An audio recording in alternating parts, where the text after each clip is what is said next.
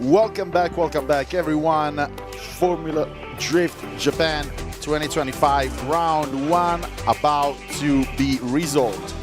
Presented by G-Shock. We're going to be starting out with the opening top 16 ceremony. Yeah, we just go had through all the drivers. We had the fan walk and the kids walk. Brazil's flag flying high here.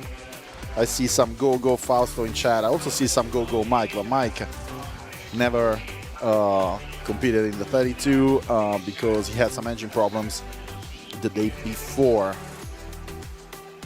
the qualifiers.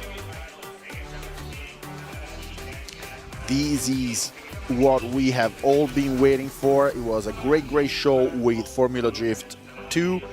It was a great show with Formula Drift 1 so far, and this is the culmination of Formula Drift Japan 1, round 1 at Fuji International Speedway.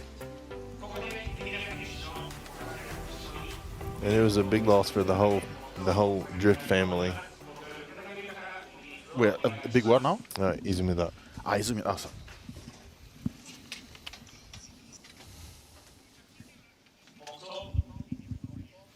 National anthem.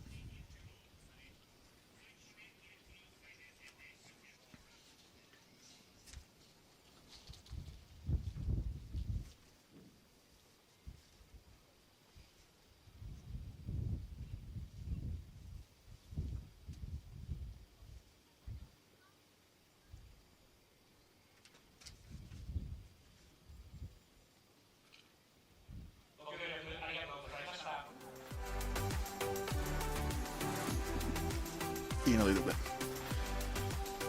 Yeah, Izumida's loss was a big one.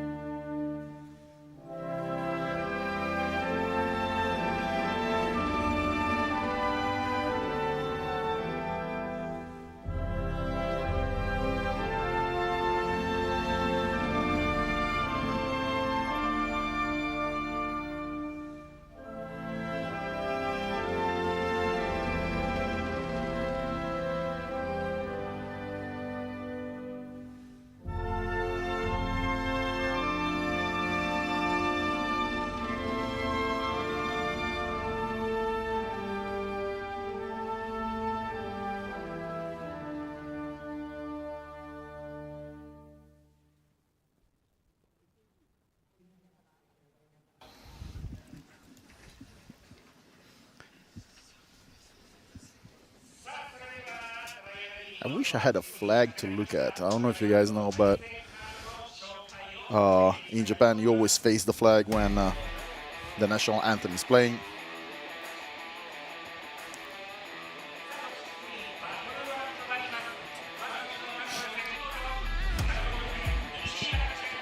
We're getting all the ceremonies out. Soon we're gonna start.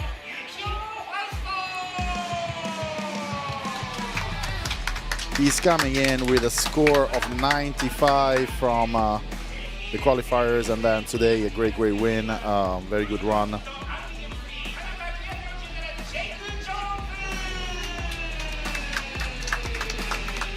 What's that? Australian flag.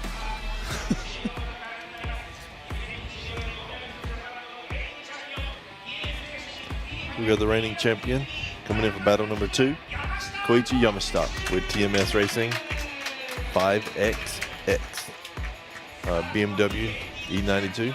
His opponent, Toshiki Oyu with Team Kazama and the GR86. He was like, no more OMTs, no more OMTs. He looked spent He from looks his first one, yeah.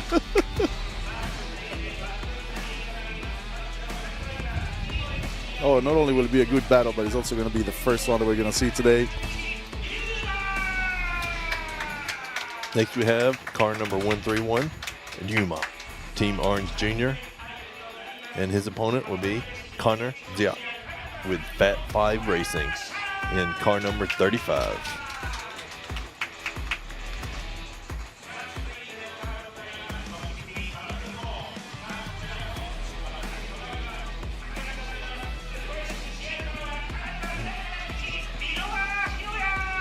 In the next battle, we're going to have car number 771, Hiroya Minowa with Cusco Racing. He's been performing really, really well through and through. And his opponent's going to be number 61, Mao Yamanaka. Great Good run Ride earlier, too. Motorsports. Little energy drink right before you hit the track.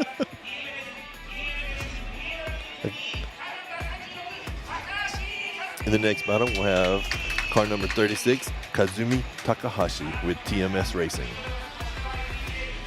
And his opponent's going to be car number 9, Kiyofumi Hamada with H9 Racing and Valino Tires.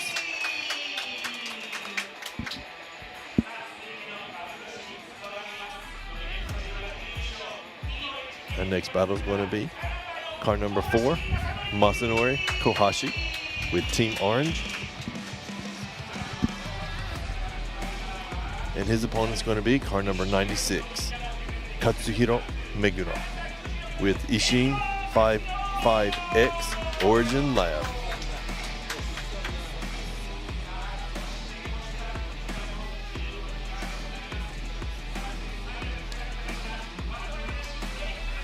Moving on to the next race, we're going to have car number 87, Daigo Saito with Fat 5 Racing. And his opponent's going to be car number 21, Ken Gushi with Team Kazama. That's going to be a fun race. Yeah, it's going to be cool. Very experienced drivers, both of them. Really great performance, both of them. And then rounding out the 16, we're going to have car number 100, Ming Ming, Mr. DIY, and Team Orange.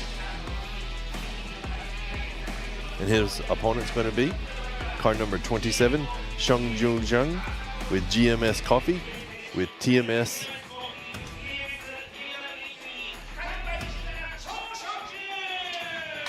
That's going to be, I mean, all these races, or all these battles are going to be good. Oh, yeah, they are.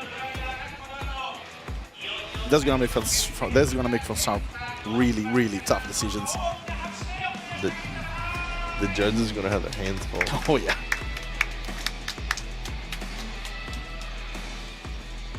And there's all 16 of our top 16. I don't know that you really want to miss any of the battles. Well, but we won't. Yeah. We're actually going to have front row seats here, all the cameras in the world. We good.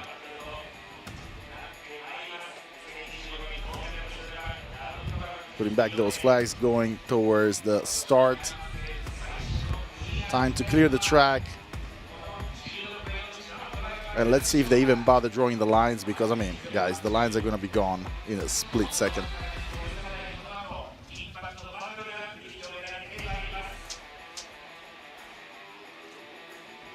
I guess they're probably going to be heading over to the hot pits to get ready. It's about time, yes. It's about that time. That first battle between Fausto and Drift Squid, that'll be a good one. Oh, yeah. But then again, all of them are going to That's true. point at an ugly car. I don't think you can. Dude, these things look sick.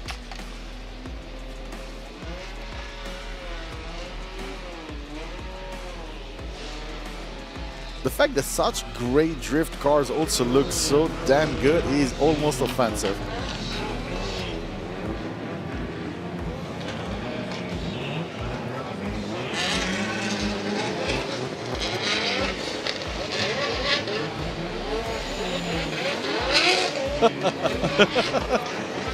A few friendly donuts.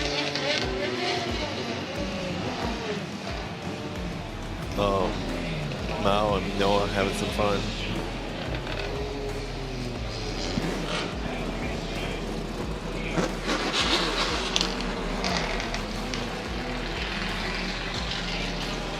great lineup. Great lineup, great conditions. Perfect conditions. And yeah, we're gonna have fun, guys. We're gonna have fun.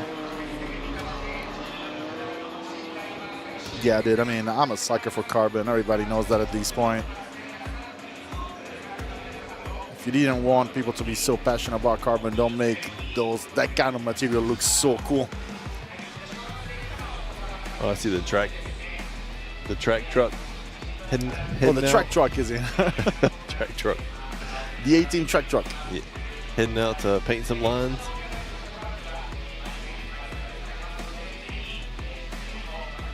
All the race queens going back to their positions. All the spectators leaving the track. Little teeny tiny human running on the side of the track there. I tell you what, the kids walk during the top 16 ceremony. Mm-hmm. These kids have one of the best views ever. For real. It's really nice. And here are the judges and the commentator of the Japan side.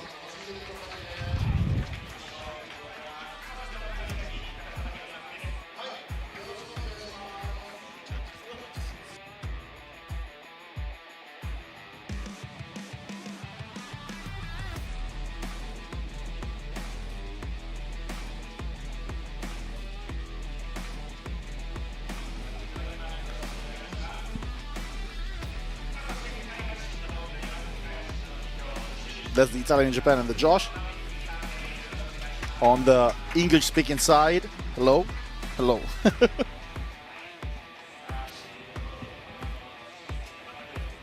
Now we're missing the RX-7. Unfortunately, the RX-7 never made it to the. Yeah, in the top 13, To the he got course. knocked out. He had some. It looked like a fuel pump issue. Yeah, yeah. He Looked went like out it. during practice, and they were having trouble trying to replace it in time. Yeah, they tried to figure it out. Unfortunately, to no avail, and never made it to the race. I mean, to the competition. He stayed in the top 32. Very unfortunate. One of the best sounding cars out there too. Look at that crowd. The weather definitely brought more people today compared to yesterday. I mean, Sunday definitely helped too.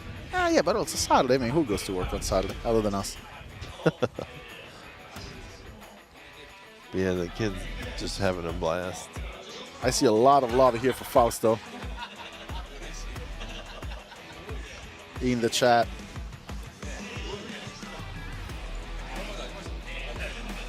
One of the organization's favorite for sure, but also one of the best drivers out there, and he has proven in this round to be on top of his game. And let's see if he can continue on that pattern until the end.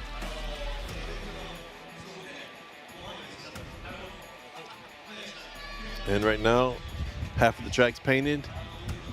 They just finished up the in-clip paint, and now they're heading to the last zone.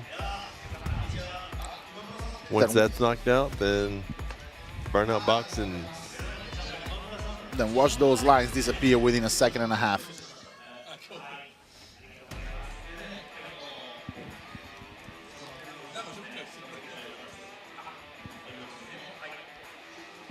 let's see. We will see if it's Fausto versus Daigo. There is a lot of really good drivers, guys, here. Dare I say they're going to give a serious hard time to both Daigo and Fausto.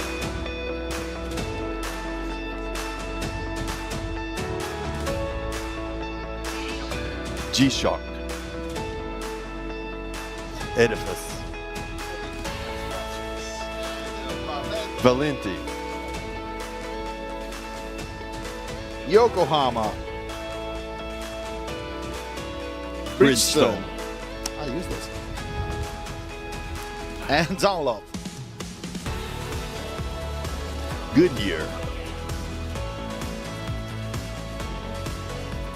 Good Ride. Kenda. And Valino Tires. Toyo Tires. 5X tires. Markma tire.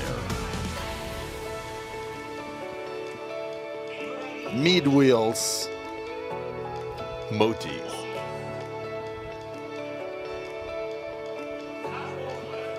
Car Part Motors in. RSR. Bride. Ogura clutch. Raise. Cusco. HPI. And HKS. Toyota Gazoo Racing. Lexus.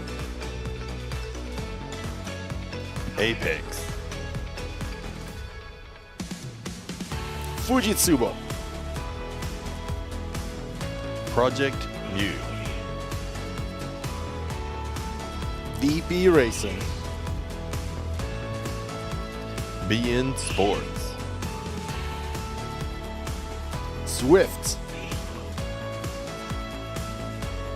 Hot Wheels. Kazama Auto.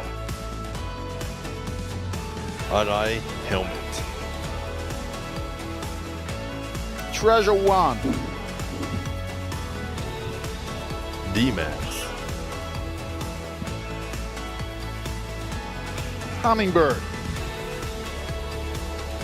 FPV Drone.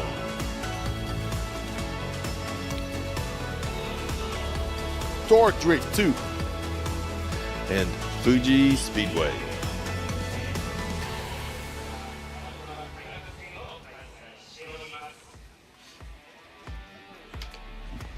I got confused by that. There was homework I did not prepare.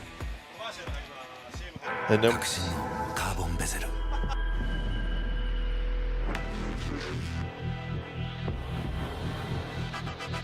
Bluetooth 搭載 G-SHOCK カシオ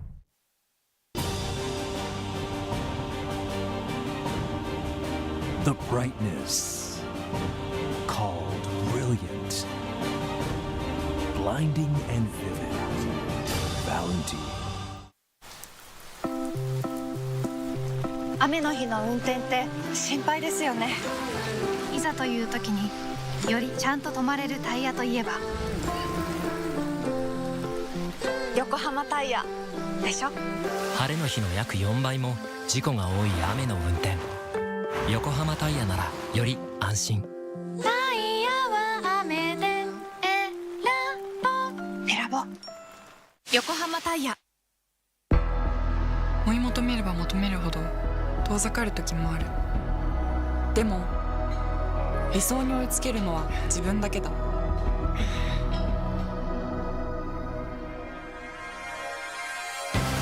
池江璃花子は横浜ゴムと世界に挑戦する。限界はない。行くぞ横浜。 MID ホイール Are you ready everybody MID ホイールダンディムーディ MID ホイールキャンディーフレンディホイールは MID 究極の静かさと安全性。オンロード、オフロード、世界中で活躍するケンダ。その信頼を支える静音性、安定性と対摩耗性。世界が認めた技術と信頼を街乗りで高品質と納得の価格、タイヤのポテンシャルをあなたに。ケンダ。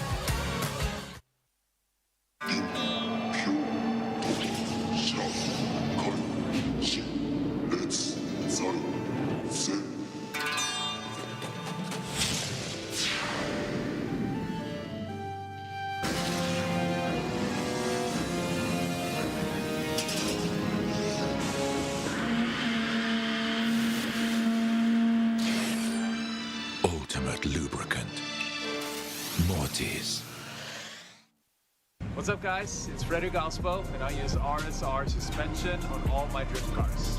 I love RSR. Iyo RSR Ichiban.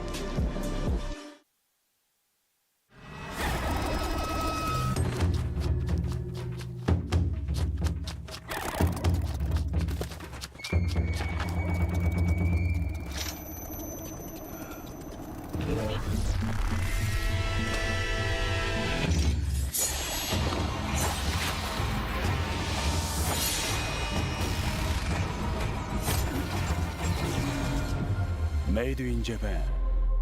Breed.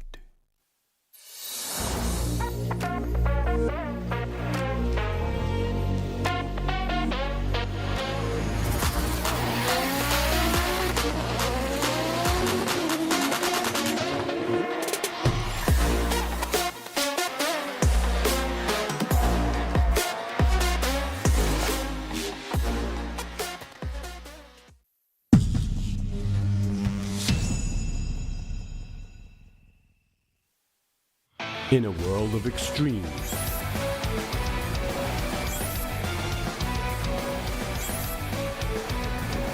this is where they're refined. The real deal.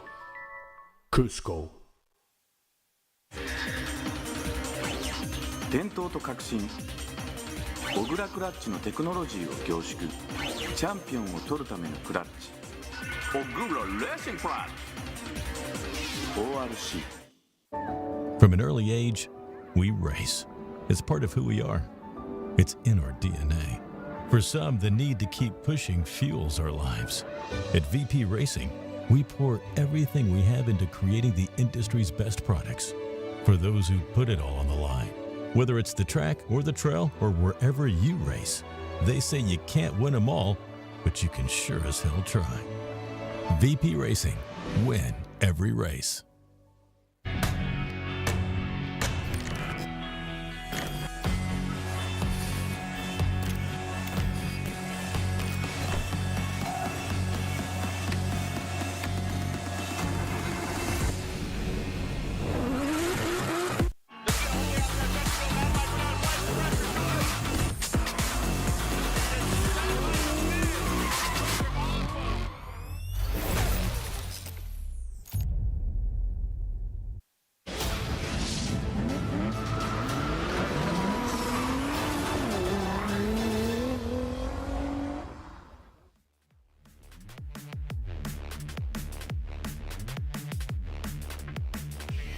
And we're back.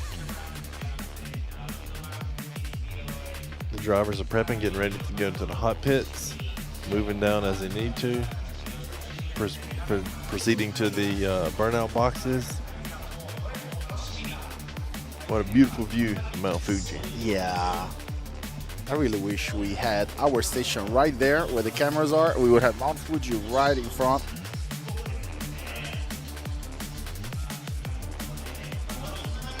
All we got to do is move the track around a little bit.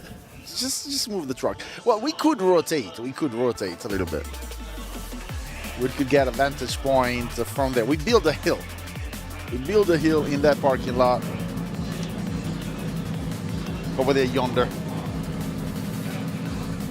The first battle between Fausto and Drift Squid. That's We're starting strong. We're starting real strong.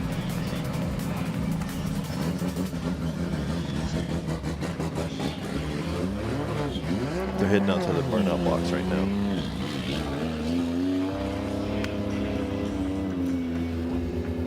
The thing that's funny is that they share a pit. Oh yeah, that's true. They share mechanics. Well, friendly competition, dude. Friendly competition. It's all in the sport. We're friends until we are straight in the track. And here we are. I found the chat. Yay. And I get into Pikachu.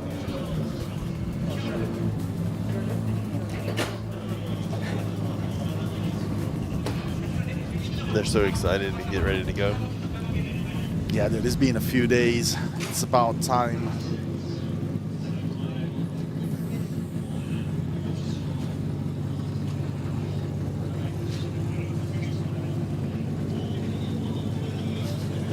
Wait, why? What is the connection there, Weewood?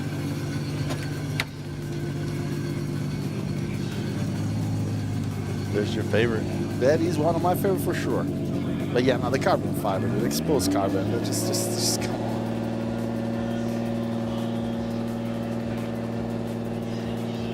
I didn't realize Such angry eyes. the too. front bumper, essentially a two-piece bumper. Yeah. I love it. The air duct right at the top. For all of the air flows. For all of them.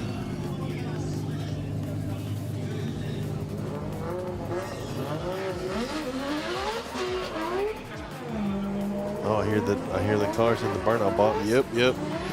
And now here we are, Fausto and Jones warming up all the tires.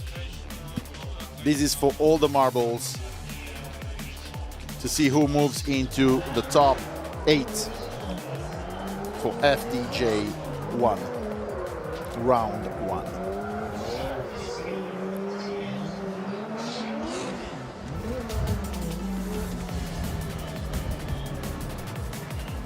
Pulling up to the line. Let's go, guys. And it does appear like Fausto is going to be leading first.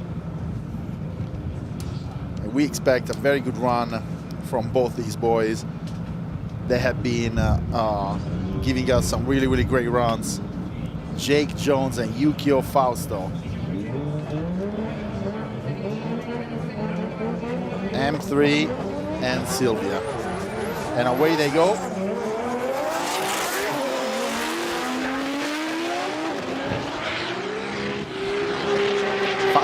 Fausto starts really, really hard. Jones follows pretty tight, loses a little bit of distance, but recovers in 2. 2 is a little shallow for Fausto, almost straightens up in the clip. Recovers in the 3rd zone, and a little bit of distance there for Jones. Let me see here the replay. Fausto is a little Fausto's shallow. a little shallow, yeah. 1 and 2, and then leaves 2 kind of early. Not the best run from Fausto, still a decent lead run. And I see Jones here maintaining quite a bit of distance. One could argue, could it be because the lead wasn't perfect, but I don't think that's an excuse. I think Jones could have done better here. Yeah, the line was very shallow for Fausto, which led to high speed, which made it even more difficult for Jake to keep up. Yes, for sure.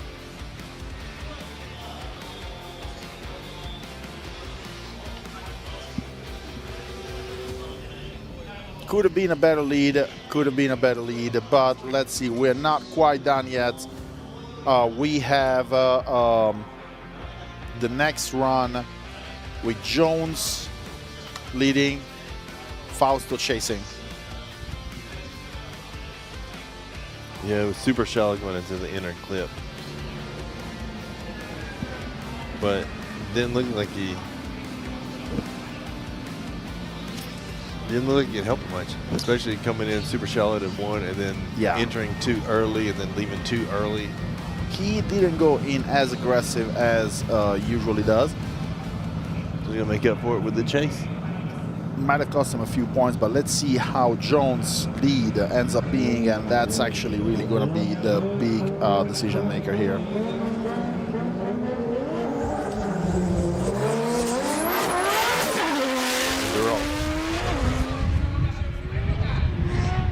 So Fausto really gets a very Jake's on tight full gap. throttle. And yeah, Jake is going in, and he's wide, but Fausto is wider. Jake goes well into the 2nd zone, touches the clip, Fausto is way off the clip, and zone 3, good for Jones.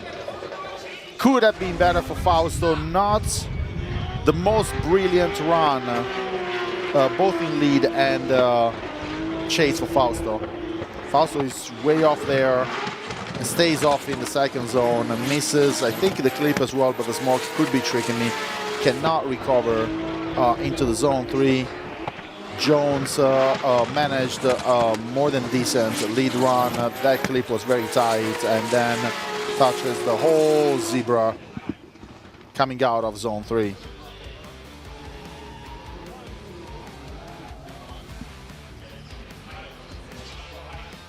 Oh, we got your favorite camera. Oh, yeah, we got the freaking... I forgot again about this camera.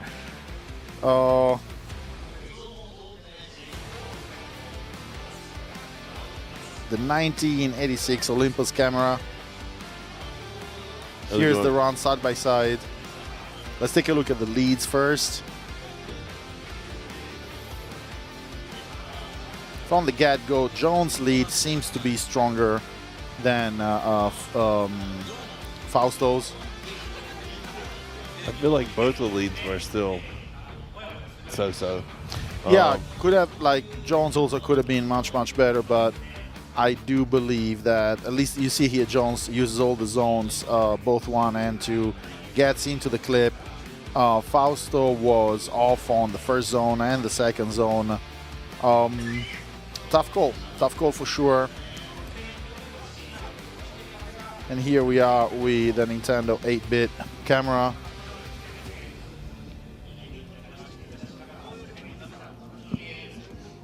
I believe the judges are currently locking in.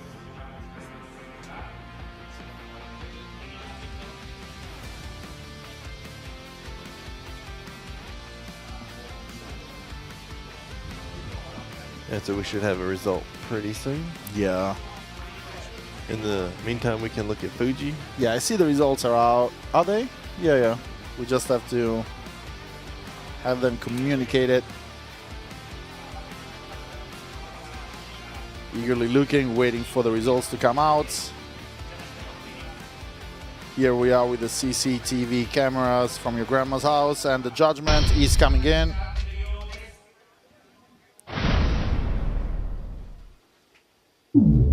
Judge 1 leans towards Jones. Judge 2 gives it to Jones, and Judge 3 gives it to Jones as well. And Yukio Fausto is out, but not in shame. The man has consistently been absolutely phenomenal through and through since the qualifiers.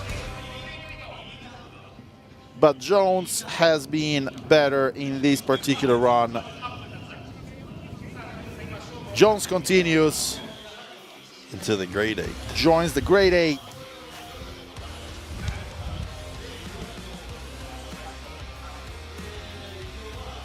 Overall, it's very close. We definitely have some room to improve for the next battle.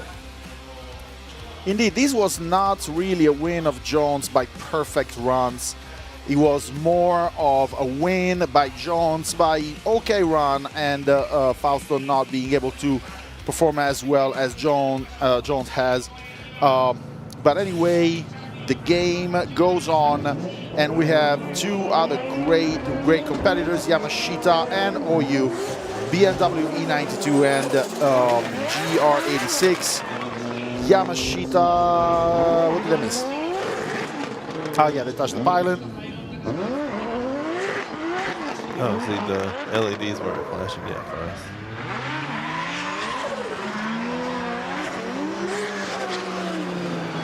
I think OU was just as confused as us.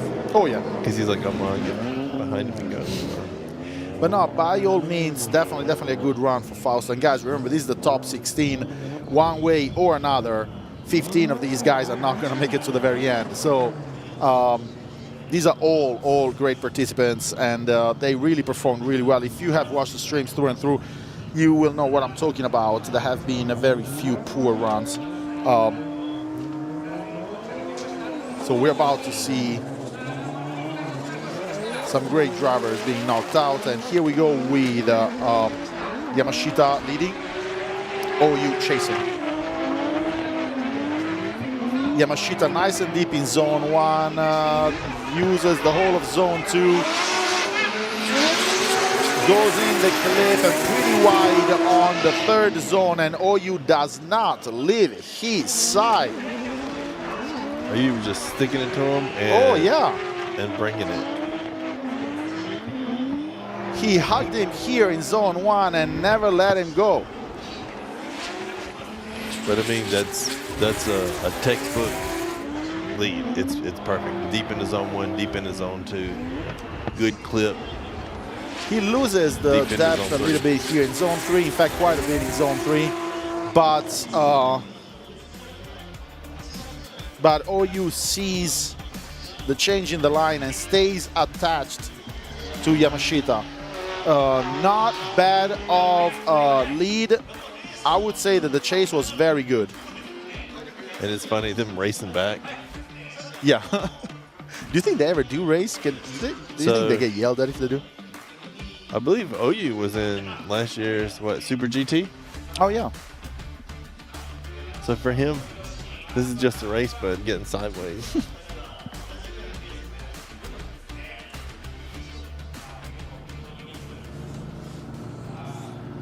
Getting back to the line, switching positions. I really like that chase. You have Toshiki OU from Team Kazama in the lead, and in the chase you have Koichi Yamashita with TMS Racing and 55X tires. Away we go. OU goes in strong. He's going really, really fast. He is leaving nothing off the track. Zone 1 and Zone 2, very well done. Yamashita very close, but goes into a spin. It looks like there was contact. Yeah, definitely. Looked like it. I couldn't see it for sure. I don't want to call it, but I think Yamashita may have made contact in an attempt to stay as aggressive or even more aggressive than OU was in his chase. Here we go. You can see OU going really hard on that entrance. Zone 1, really well done. Yamashita is attached to him, but here might get a little too attached even, and OU straightens up, I think forced to. Let's see here. This should give us a better view. Yeah, there was definitely some contact there. The midsection of Yamashita's car definitely bumped into OU's rear. It looked like it happened right as OU was about to dive into the inner clip. Into the clip, yeah. There was definitely a touch. Let's see. You have Team Kazama reviewing the tape. And here from the drone footage, comes in, and just a little bit. They're debating, you think, whether the lead maybe caused it or you caused it by...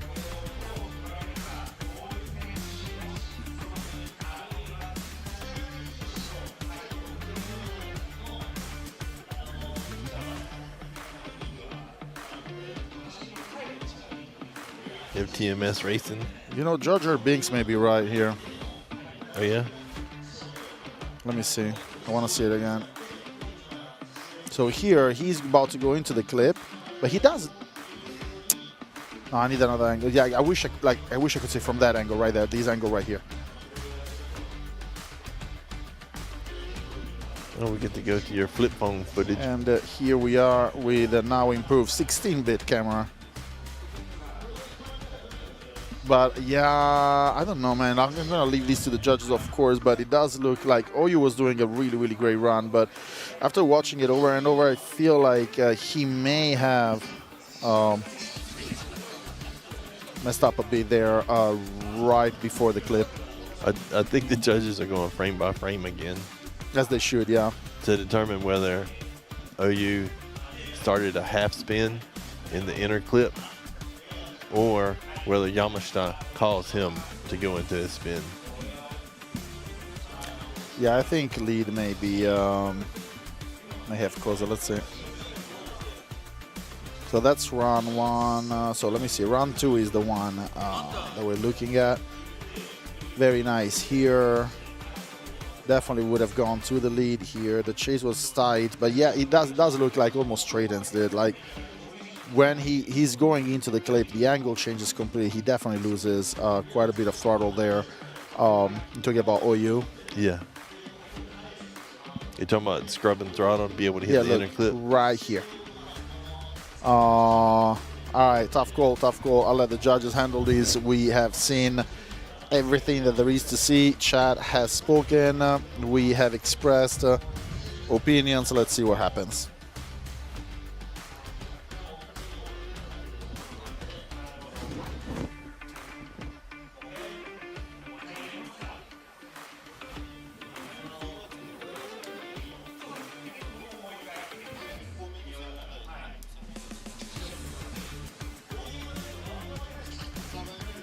Yeah, they're still reviewing the footage, now trying to decide what they want to do. Yeah, the Japanese commentators are actually talking about doing maybe a one more time. I don't know, guys. The one guy who's like, I don't want to do any more one more time. One more time. One more time, baby. Well, there was, okay, fact, there was contact, all right? Fact, someone has caused that contact. Now, it's just a matter of deciding whether it was the lead or the chase that caused the contact. And then they're going to do side by side again.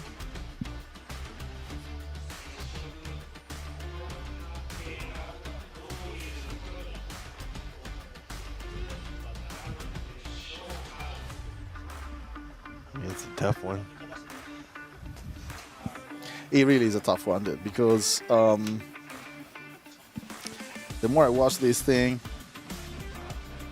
the more I see a lot of deceleration here. And Yamashita was coming in hot. And here we are with the first video camera I've ever owned.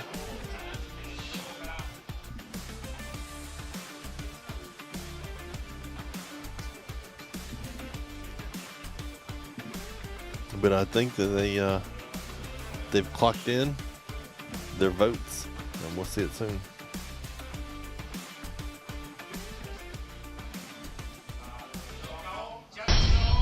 All right, here we see the judgment, and Judge 1 goes for one more time. Judge 2 goes for one more time, so we're gonna see a one more time, and Judge 3 agrees. So we have a one more time for Koichi Yamashita and Toshiki Oyu. Which is great, because that's what OU wanted. What was that? I said that's great, because I think that's what OU was planning on. Yeah, for real.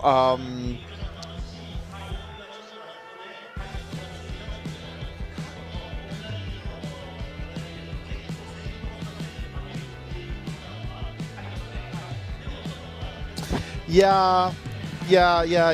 Well, guys, regardless, we do have an OMT. So we move on right now to the next competition of the day, to the next face-off of the day with Ryuma of Team Orange and his JZX100, and Connor Ja of Fat 5 Racing with his S15 Silvia. Connor was just behind him at the line. I was like, oh, is he not coming up to the line? Okay, good, there he goes. I was a little worried for a second.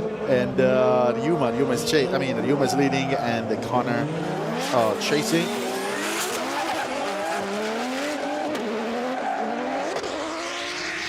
Good start for the chase. He decides to stay glued from the get-go, from the straight.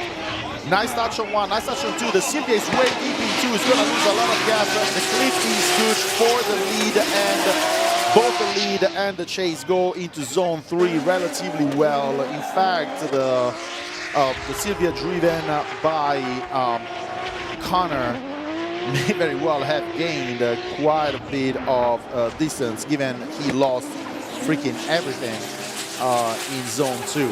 And zone 3, we see that they cut through the line almost together. Yeah, going through the dirt in zone 2 looks, it's lucky he didn't spin out. Yeah, for real. That's a lot of skill. Controlling that. He did, as in Connor, did go very, very deep into zone 2. Here we see Connor trying to get some of the smoke out of the car. Nice and slow, going towards the start, about to switch positions. Connor was very aggressive, not only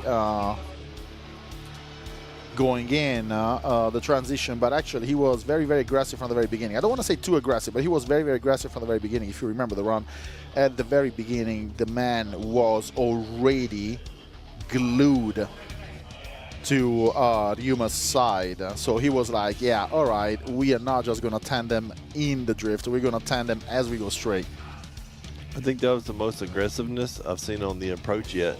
Yeah, for sure. This is definitely the most aggressive chase I've seen the whole weekend, really. Like, he was out for blood.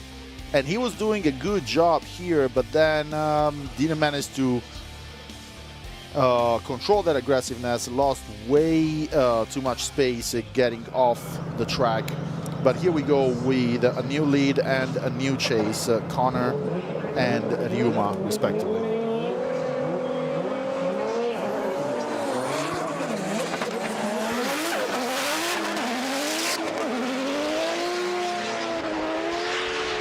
And Ryuma also goes very hard on that chase. Very hard on that chase, but does not make the same mistake that Connor made earlier and stays attached to his counterpart until Connor flies the F off after zone 3 and distances himself from Ryuma quite a bit. Look at that. Zone 1 tandem, as in these guys are together. Here, Connor decides to move to a different time zone, and Ryuma has a hard time keeping up, maintains the line, maintains the angle, says goodbye to the gap though. Oof. Yeah, so right at the inner clip, you can see that Connor started accelerating sooner to get out of it. And he did.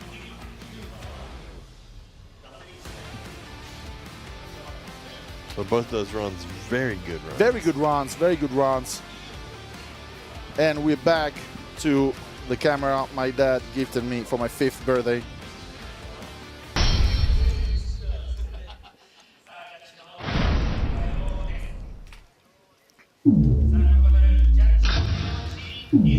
Judge 1 calls for Ryuma, Judge 2 calls for Ryuma, and Judge 3 calls for Ryuma.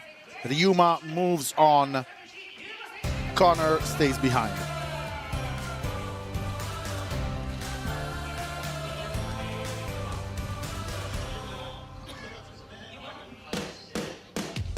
Conditions have stayed the same pretty much all day.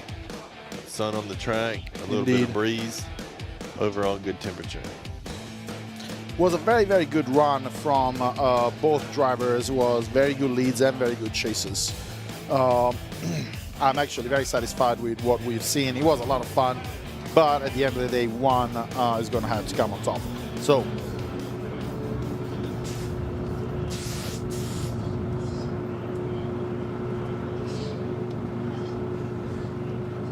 both guys got to the line.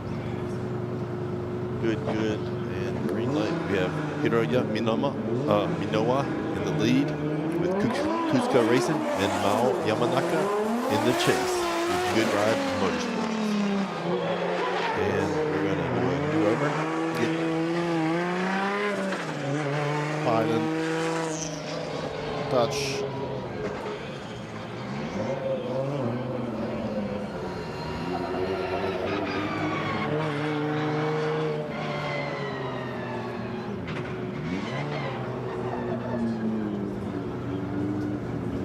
The GR Corolla looks so nice. But then really right next to you got the A90 Supra. I mean, both of them are awesome. I may be partial to the A90. Minowa in the lead, Yamanaka in the chase.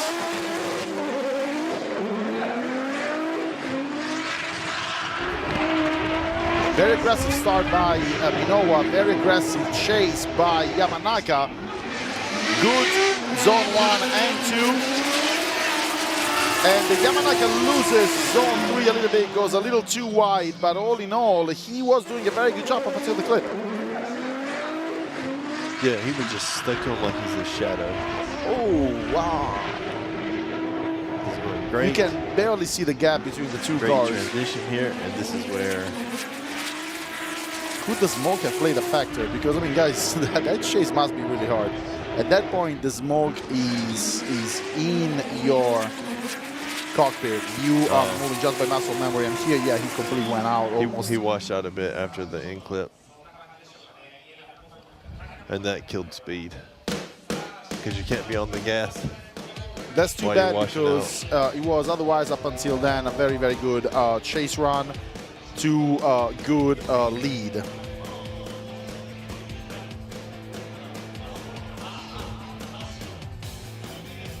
Yeah, here, it was. Yeah, definitely. Up until the inner clip, it was great. It was perfect. Yeah, it wasn't 3 tires out, but still.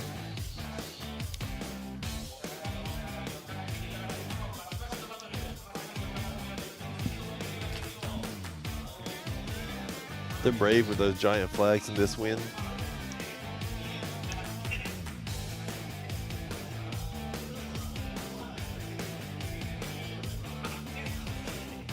Pulling up and switching sides. Doors close back up. That means that we're about to go again. Yamanaka in the lead, Minowa in the chase. Thumbs up on the light.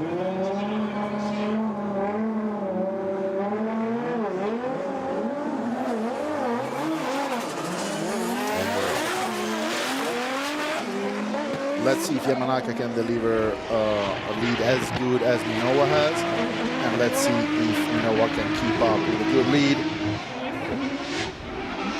Good lead so far, but Minowa is not detaching himself. Moves a little bit off distance here, right before zone 3. Doesn't stay glued to his opponent. Nevertheless, the lead was good, the chase was good. This time going to be tough for the judges. Yeah, it will be. It will be.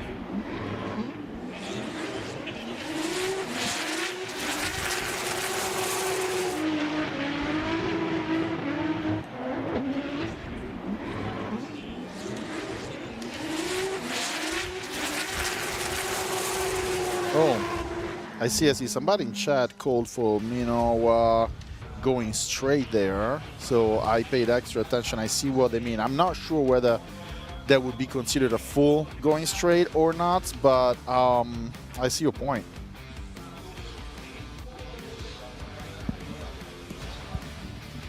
Yeah, the going straight. It's very iffy, right? Yeah. Oh, judgment's fast. That was fast, yes. I have an idea where it's going. And let's see. Judge 1 goes for Minowa, Judge 2 goes to Minowa, and Judge 3 goes to Minowa. Minowa moves on. Yamanaka, after a few phenomenal runs, leaves us. Congratulations to Minowa. He's going to be facing Ryuma in the Great 8.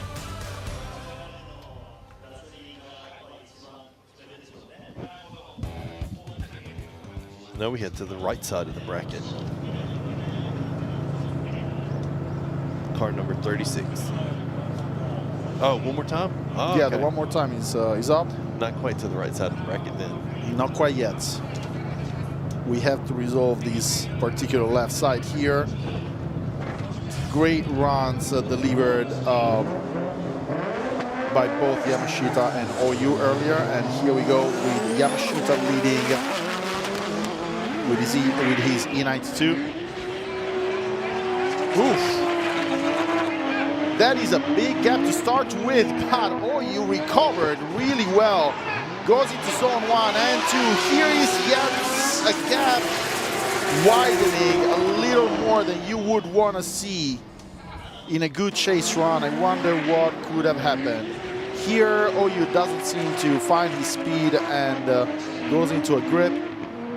He recovers in zone 1 and zone 2. It seems there is a lot of hope here, but then again, he slows way down.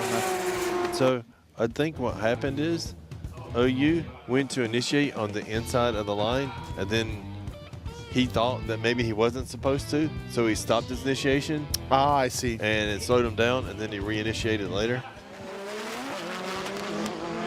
So you can see where he initiated early, and then, then he just sort of stopped. Yeah. That's what. Yeah, this is what Josh was talking about right there. It could be. But what about right here? He loses a million in speed. One thing that I saw he did here is he ran it just like his last run when he was leading. Yeah. He slowed down just the same as his last run when he was leading through the inner clip. He did. So it wasn't like he was doing it on purpose last time. That's just how he's been running. Or at least that's how it looked to me this He time. definitely did, yes.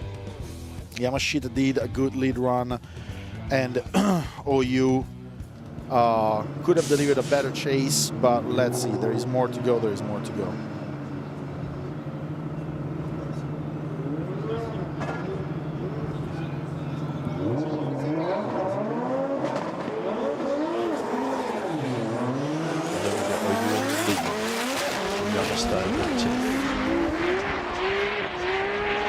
OU starts hard, Yamashita follows, chases hard. Good zone 1 on both accounts and good zone 2 on both accounts. Almost perfect angle, and Yamashita does not lose much gap between the inner clip and zone 3 as OU has done earlier.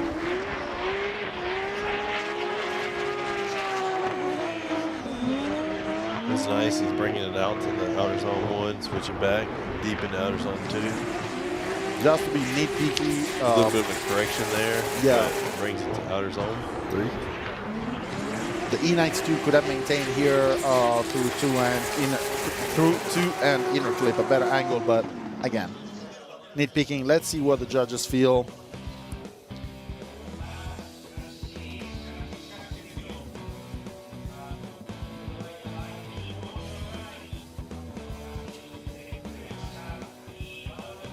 Flapping that smoke out of the car. The judgment comes in fast.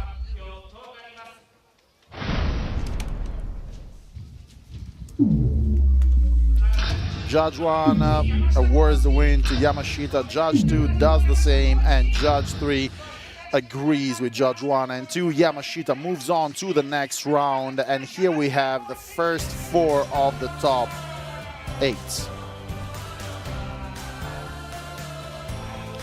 It was the race queen that decided the battle. For sure, for sure. Those good vibes were just too good.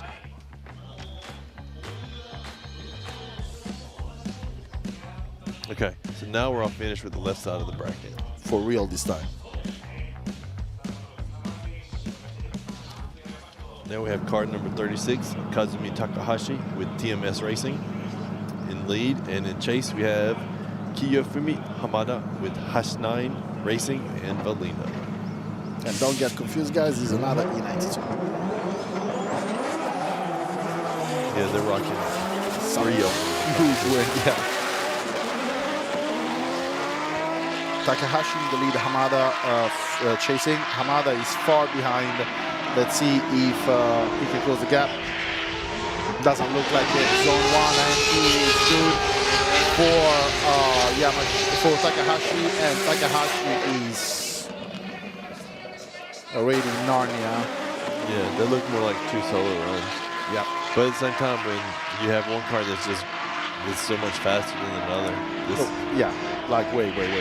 What's going to be interesting to see is whenever Hamad is leading.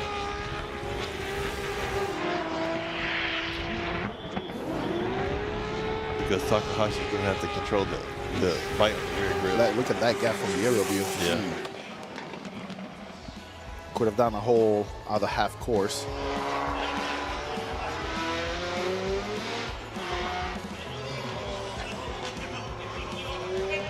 Not the most aggressive run from Hamada. Granted, the difference in power is definitely a factor, but I have seen Hamada being way less timid in the past runs.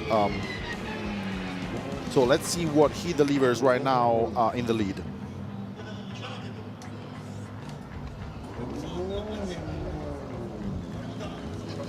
Yeah, pulling up to the line right now.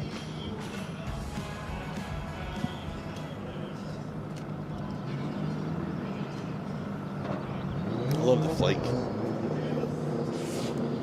Takahashi right now is in a strong position. Thumbs up on the light.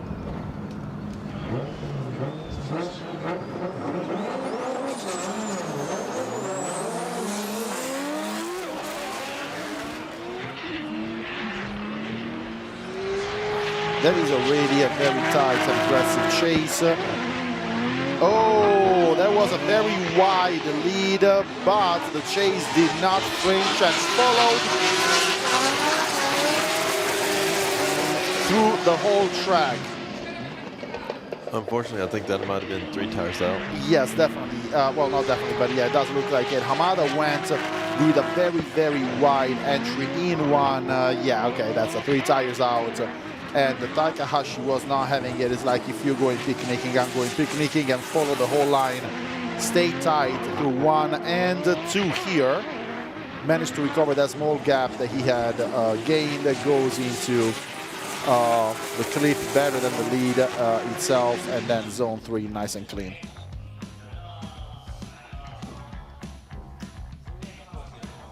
You have the Hashnan Racing and the TMS Race Queen. Judgment comes in really, really fast.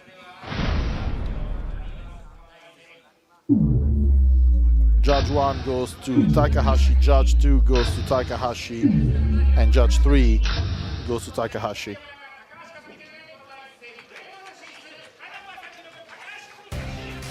That is a fast car, dude. Oh, very fast. That is a fast car.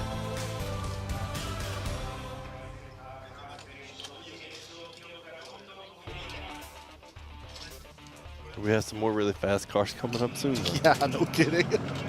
No kidding, because the next ones are an A90 driven by Kohashi and Mark II driven by Meguro. Kohashi right now in lead position. Nice and agile out of the start zone and really fast. You'll see Kohashi on 3 tires more than 2 or more than 4.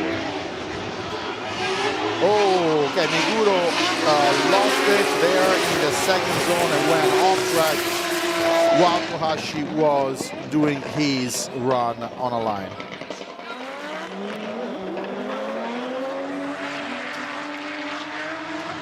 Oof. Yeah, Kohashi went hard.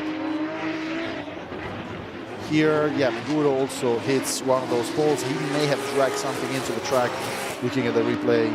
Let me see. He was way off. One of the cones got flown off. Oh, it's just parts of his bumper. Oh, was it? Oh, yeah, Yeah. the bumper, yeah. No, the bumper I saw it, but I think the cone also got hit. Oh, yeah, the cone got it, but you can see the bumper on the Yeah, track. yeah, I see it, definitely. It's funny, I'm pointing at the track, and then the camera zooms right to it. I'm like, oh. Yep, that's it. Are you God? But yes, that's the one. That's the piece of car that flew off of Meguro's Mark II. I was wondering. I didn't think that the red police van would drive across the grass, but I guess it will.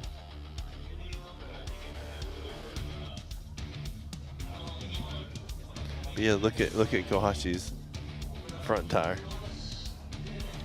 The outer one, backside. Here goes, it's off the ground again. 3-tire driving.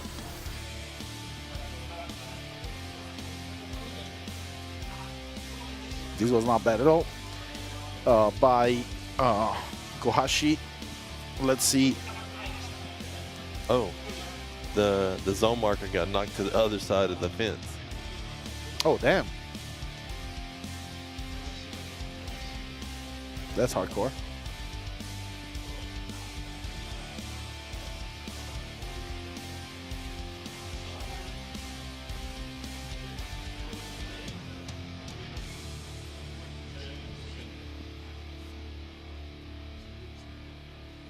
You had the worker just taking it out.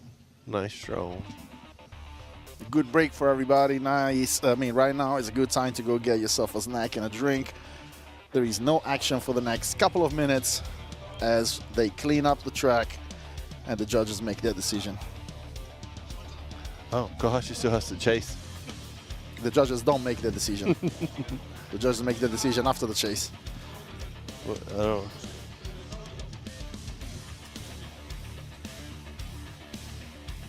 Oh, here comes the police. Stop the cone abuse. Today we have seen cones being really, really mistreated more than just a few times. Yeah. Some of them a lot more so than others. But Oh yeah, no, there's that cone right there. He's being bullied all day, right? That specific one. That first cone, or the first marker in zone 3. Yep. It's been run over, driven on, thrown around, whipped, just sent flying. And still they put it back there. Look, look. Here, this guy, yeah, he got hit, but you know, he's still, you know, safe, nice color. Not even that stained. Oh, they're getting the weight.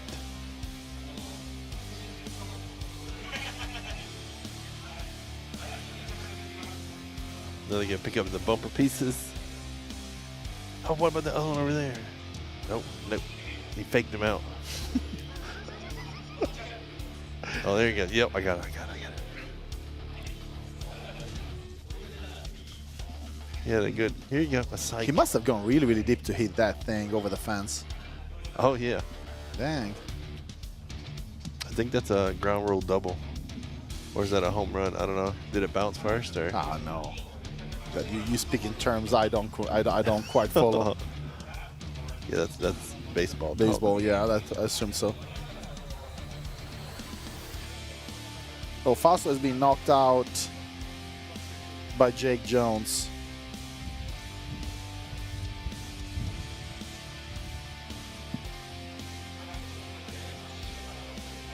Good, now they're sending them back across. There we go. Drivers getting ready to invert positions. I tell you, them driving so fast around here is great. So cool. Oh.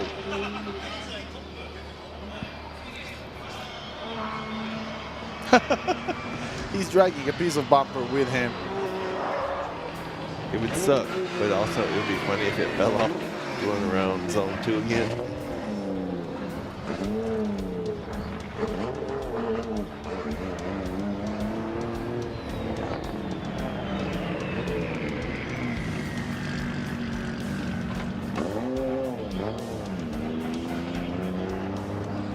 Watch you get lined up at the start in the chase position.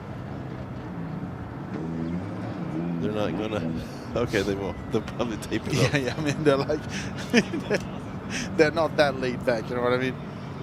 Yeah, I just saw him grab a roll of tape.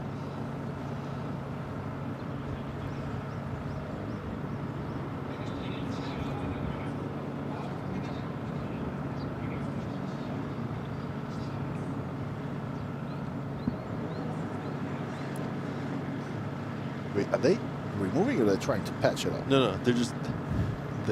They grabbed some FRP. Duct taping. They're just duct taping. They got some chewing gum there. Yeah, they're just trying to keep it from flopping around. Here's Megudo's fan group.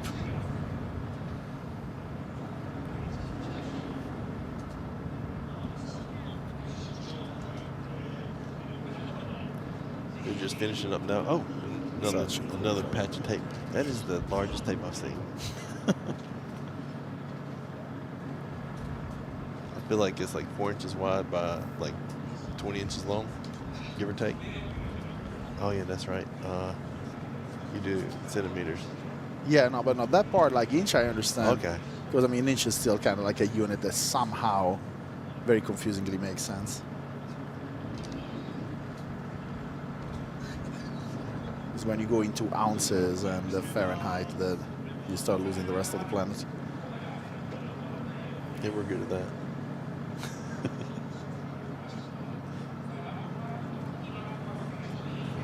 Looks like what?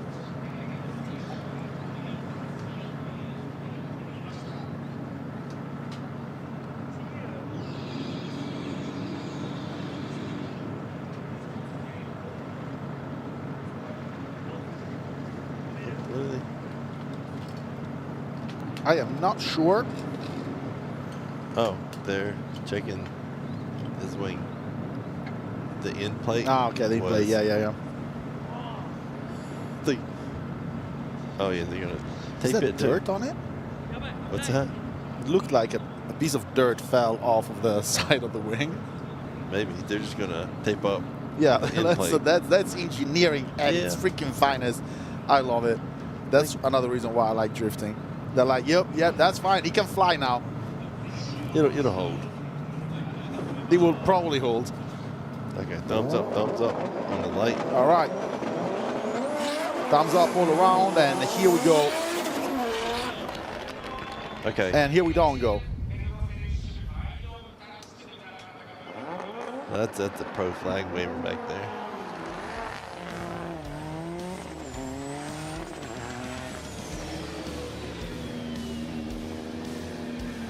Yeah, you can see the end plate's a little bit different compared to the other side.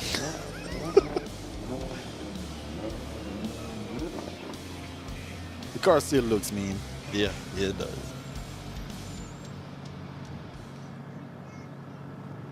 I know, like, it's a light package that you can do that makes them flash, but I'm like, is it the alternator, is the battery, is electric's okay?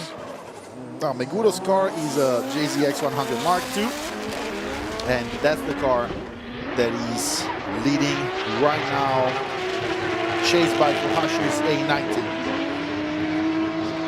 A little shallow on the first zone, good on the zone 2, but Kohashi is not leaving Meguro's side. Very good chase by Kohashi, and not perfect lead run, but definitely smooth by Meguro.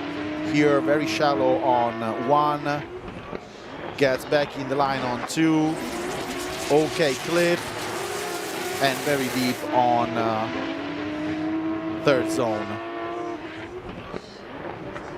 A90 stays on the guy, does not leave his side.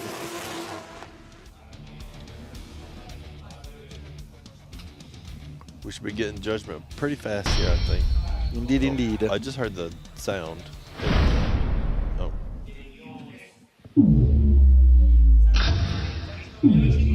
Judge 1 goes for Kohashi, Judge 2 goes for Kohashi, and Judge 3 goes for Kohashi.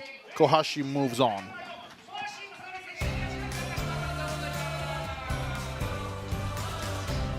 The announcers are one from the States and the other one is from Italy. But yes, they both indeed live in Japan.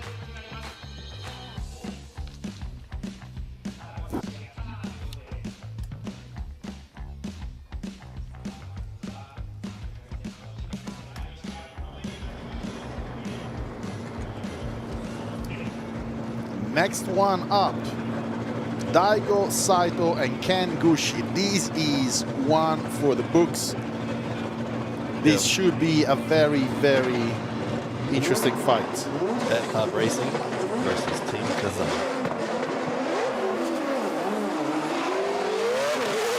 And away they go with Saito leading with his A90 and Gushi staying as close as possible to him with his IS 500. Wow, that is a tight chase. Good line by Daigo, loses a little bit of gap. Gushi here for in zone 3, but until then, very good tight run. Came out very nicely. Yeah. Left zone 1 a little early, left zone 2 a little early, in clip perfect. It looks like it's nice in the zone 3 there. Lots of speed in zone 3, yeah. But I think from the drone you see, it doesn't come out nearly as much as you would want it to. Daigo was quiet, was a little shallow in zone 1, and yes, he did leave zone 2 early. I think that Gushi managed a very good. What was that? The drive back is a whole lot more sketchy than the drifting.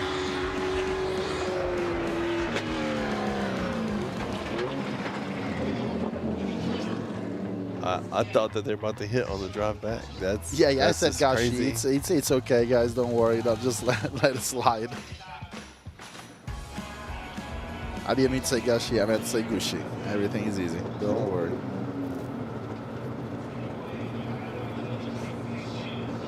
But yeah, that was a good chase. And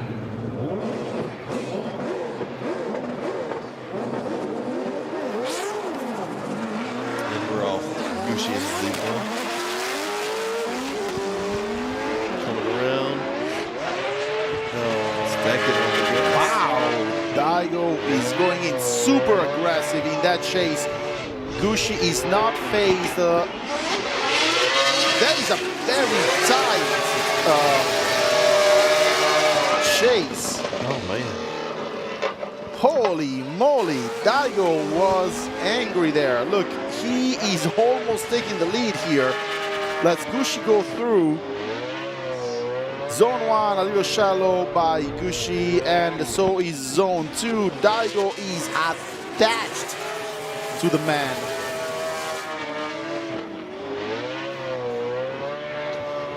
Here it got scary.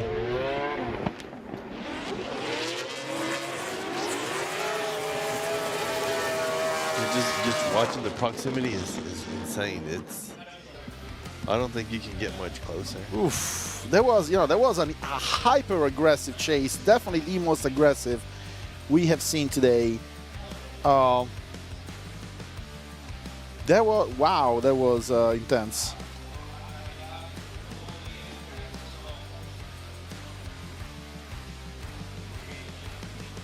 Now we're just waiting on the judges to finish locking in. Oh, we're gonna watch. Here they are, side by side. Let's look at the lead runs only. At least I will.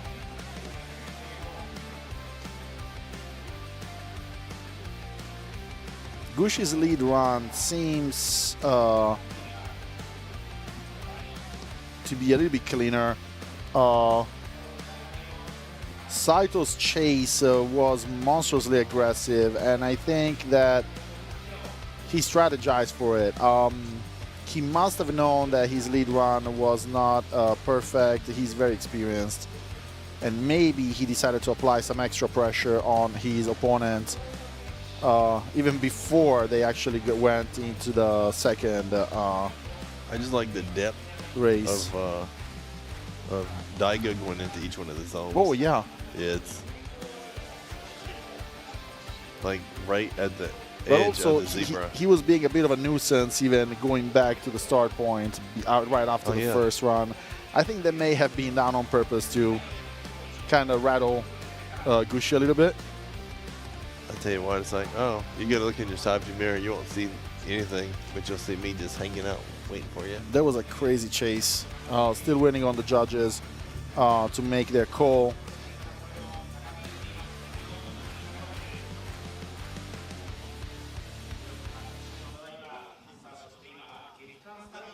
That was a crazy, crazy run by both Gushi and Daigo. Yeah. I see the judges here looking really closely at. Had a ton of fans on the inner clip side too. At the videos.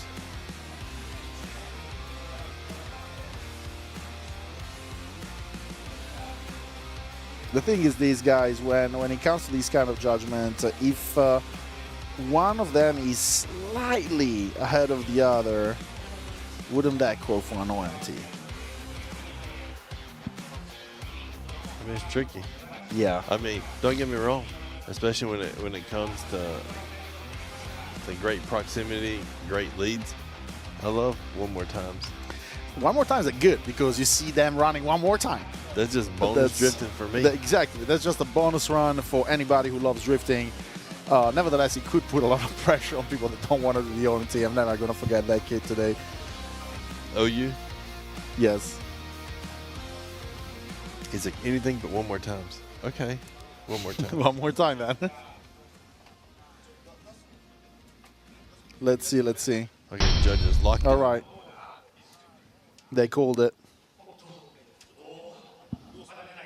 Ari. They called it, but we don't know yet. Did they call it? Well, that's flags. And an uncharacteristically blue sky given the average of the weekend that we have had. Oh, here's the guy again with the Daigo's black flag up there, holding one of the heaviest flags known to man, as our friend the Hulk scopes around trying to see some unfortunate sandwich being unguarded.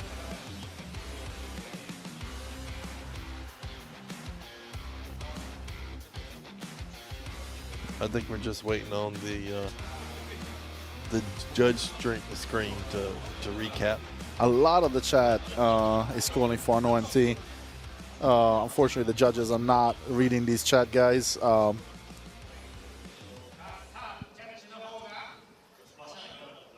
Okay, now here we are. Judge 1 gives it to Gushi. Judge 2 calls for one more time, and Judge 3 calls for one more time. So bonus drifting. Bonus drifting. We good.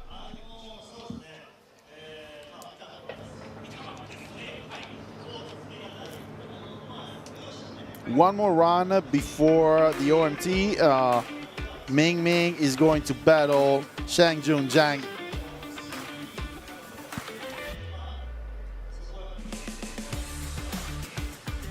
That's the second OMT of the top 16. And this kind of shows how close in skill these guys are. Sometimes it's just major mistakes that make a difference, but for the most part, the runs are so damn close that it always very often makes for really, really hard calls.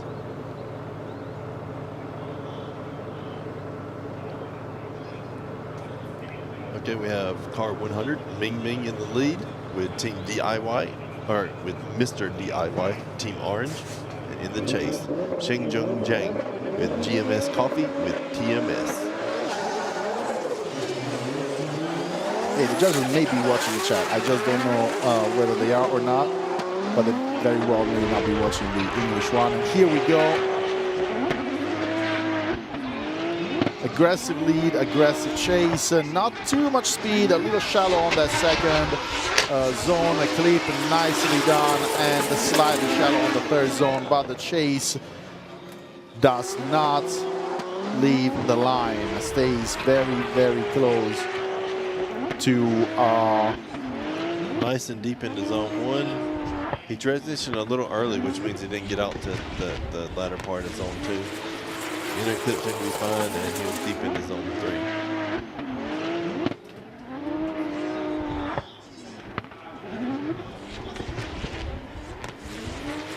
Yeah, he's able to stretch it out. Yeah, he does. In zone 3. Again, if you'd have waited just a little bit after zone 1 to start his transition, he got to the very, very end of zone 2.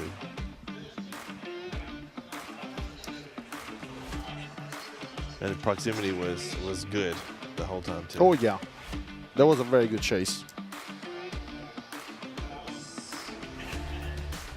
The lead could have been a little bit better, if not significantly better, but the chase was quite on point, but we're not quite done yet.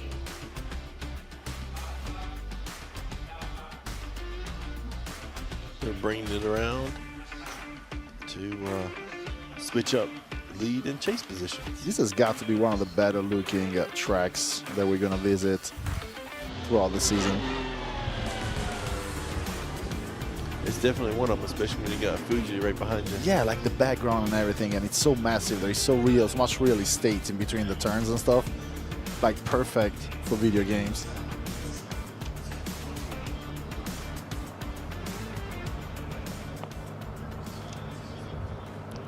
Zhang's at the line. Ming Ming should be rolling around. Rolling to the pit.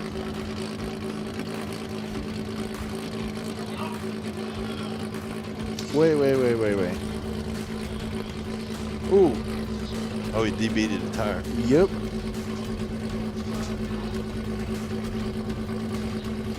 When did that even happen? Didn't they just drive back? Yeah, he drove back like that. All right then.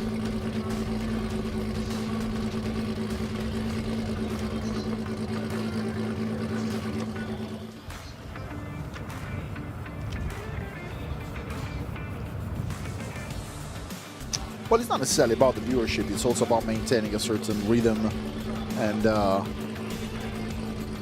as close as possible to fairness to the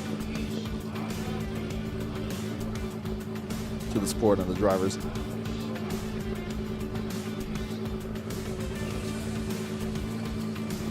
Oh boy, this is gonna hurt. Are they getting the 5-minute clock here? I don't know what the plan is. Well, we definitely see the E92 It looked like the tire just debeated. I don't know that it was necessarily blown. Good and ready to go.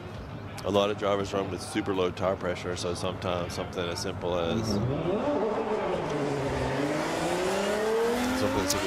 coming off track a little bit. I think they called it. Yeah. It looks like Zhang is doing his victory lap. Jinx.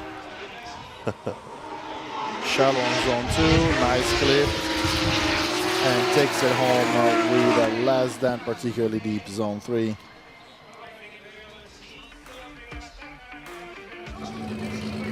Too bad for Team Orange and Ming Ming, but that's just how the game goes. So Shanjung Zhang moves on to the next round. It looks like it might have been debeated at outer zone 1. Yeah. So he went on. Now I feel bad because I was, wow.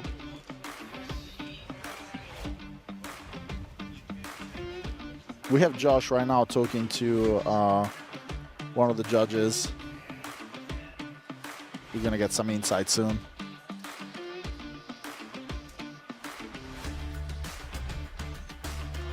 No, Zhang gets a stay. It's Ming Ming, unfortunately, who has to leave. Oh, wow. So it might have been here in like at the very, very, very beginning. At the very, very, very beginning. So, dude, the man did the whole course like that. Yeah, yep.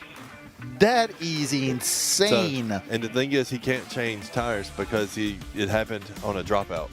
If he would have stayed in course the whole time and it would have done that, and he didn't drop out, then he would have been able to, take a timeout or change tires. Wait. Explain that to me again. Why can't he change the tire? Because he dropped out of the course. So in zone 1, when he dropped that one tire. Yeah. And then that happened. So what would he have to do at that point? Nothing. There's nothing you can do. That is ridiculous.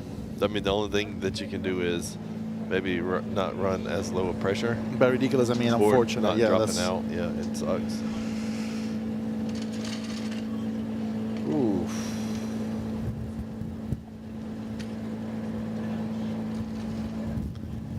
Yeah, Vert 344 just said pretty much the same thing. Yeah. Well, it is what it is, and as unfortunate as it is for Ming Ming, that means that we have an almost full top 8. We're just waiting for Daigo Saito and Ken Gushi to go at it again in there one more time, and we will have all of the grade 8 going into the next stage of the competition. We are at Fuji International Speedway for round 1 of FDJ. We have also covered FDJ 2, and now we are approaching the end, but not quite, of FDJ 1 first round. Yeah, with the whole tire situation, the problem came about because they were just running lower and lower and lower pressure I to see. the point where, if I pop the tire, or if the tire pops off, you're like, okay, well, I'll Makes just sense. change it, or I'll take a timeout or whatever. So they're like, no. Let's not do that, yeah.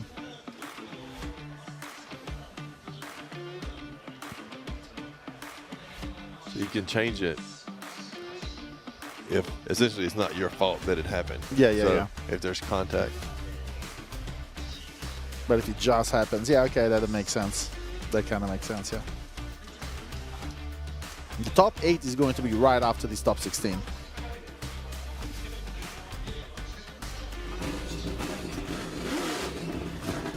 These guys have really battled it hard. I've seen a very, very, very aggressive Saito. He went in really, really pissed.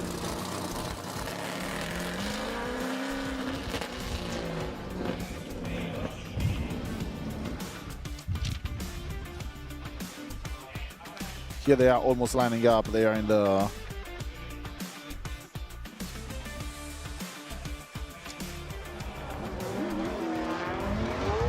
into the burnout box.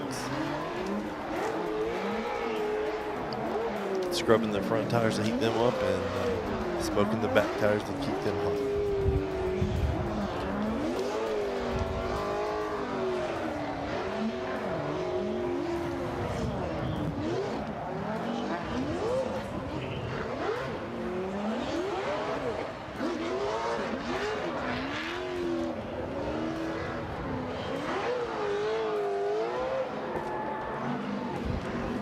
Pulling up to the line right now. All right, getting ready. And in the lead position, you have car number 87, Daigo Saito with Fat 5 Racing. And in the chase, number 21, King Gushi with Team Kazama.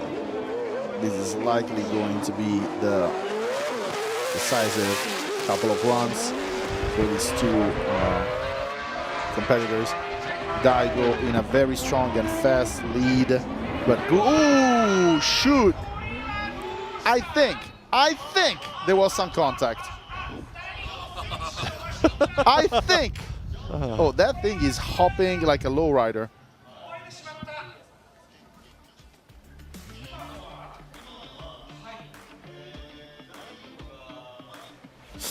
Can I see it again? Yeah, that was a bit of contact.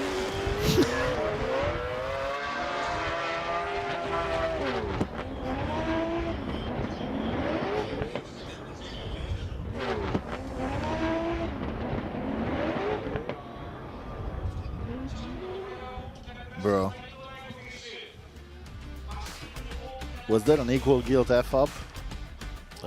So what happened is Daigo was entering zone 1. It was coming in super hot. Yes. But then he was getting 2 tires out, so it's like he had to slow down.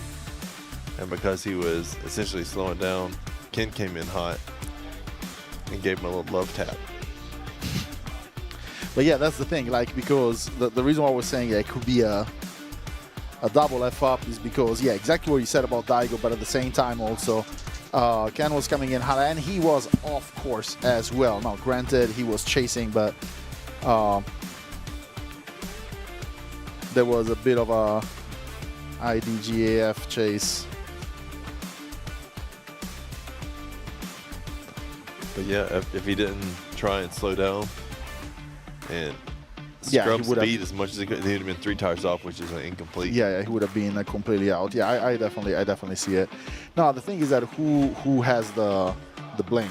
That's the problem. And on the plus side, that's not something that we have to really worry about deciding. Yeah, that's right. 1 second. And yeah, while they're out here moving the car, we're going to be going to a quick commercial. See you guys when we get back.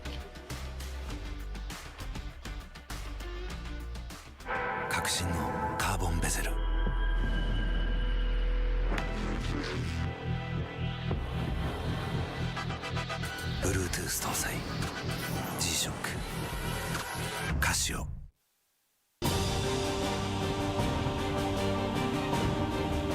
The brightness called brilliant, blinding and vivid. Valentine. 雨の日の運転って心配ですよね。いざという時によりちゃんと止まれるタイヤといえば横浜タイヤでしょ。晴れの日の約4倍も事故が多い雨の運転。横浜タイヤならより安心。タイヤは雨で選ぼう横浜タイヤ。追い求めれば求めるほど遠ざかる時もある。でも理想に追いつけるのは自分だけだ。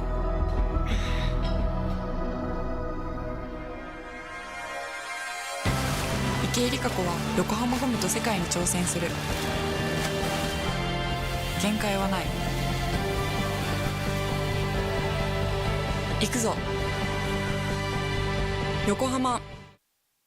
MID ホイール Are you ready everybody MID ホイールダンディームーディー MID ホイールキャンディーフレンディーホイールは MID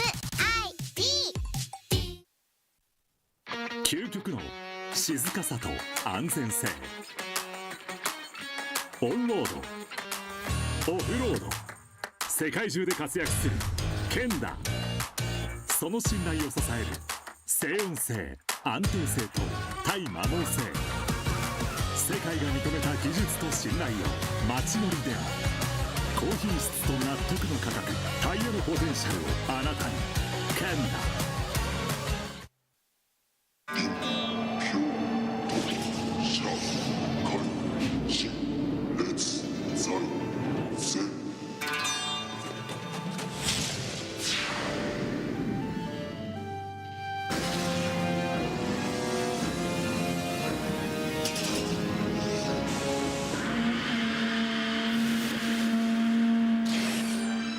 Ultimate lubricant. Mortis. What's up, guys? It's Freddy Gaspo, and I use RSR suspension on all my drift cars. I love RSR. Iyo RSR Ichiban.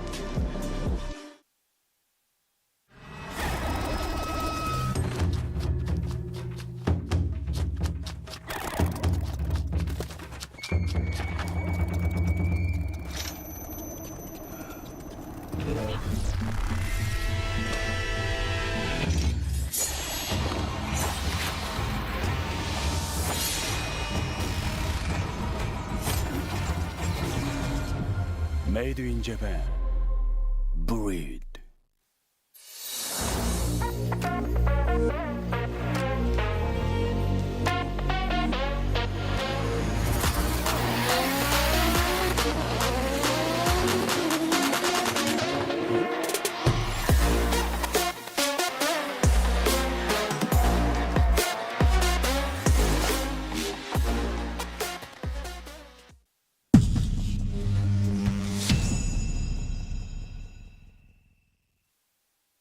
In a world of extremes,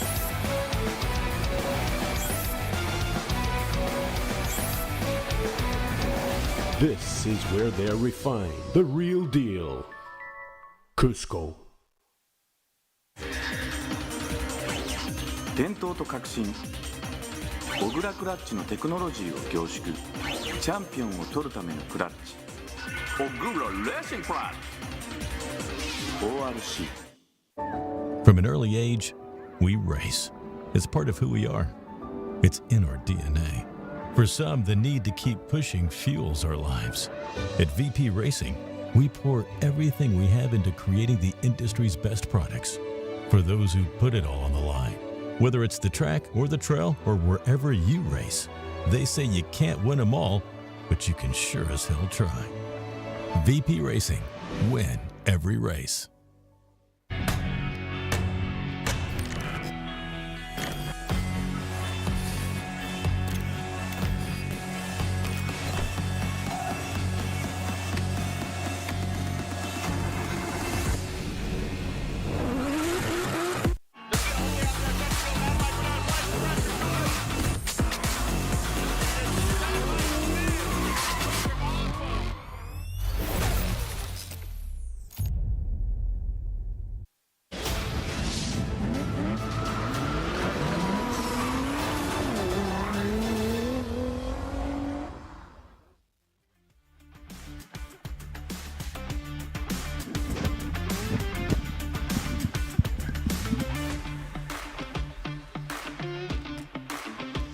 Welcome back, guys. Welcome back. We still have Daigo's car being carried out of the track. It looks like they're driving it back to the hot pits. That may be it for Daigo. I don't think that you'll be able to fix it in 5 minutes. Hey, you never know. The magic of mechanics. You never know.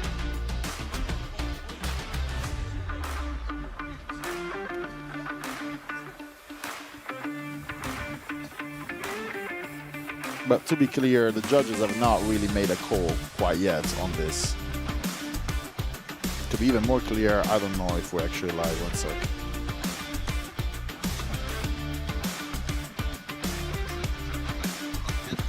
Yes, we are. I feel like this truck could speed up a little bit.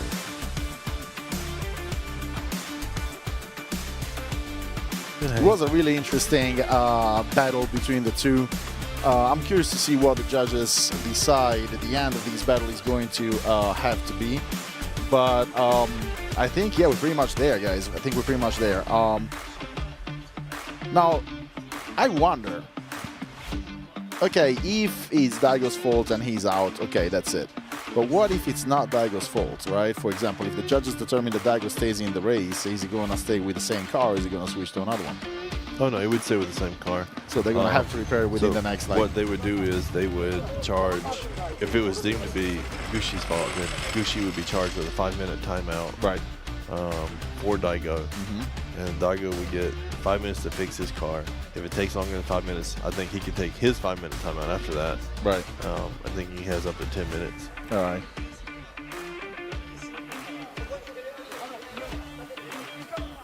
Still OMT.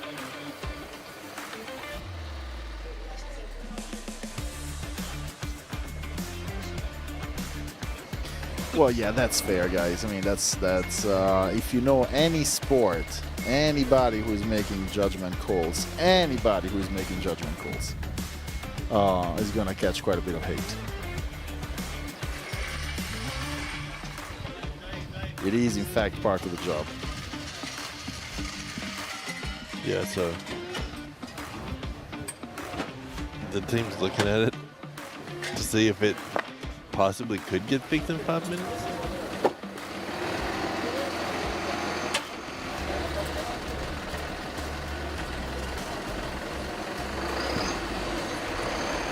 Yes, don't get me wrong, guys. I mean, of course, sometimes some calls are really make you really wonder.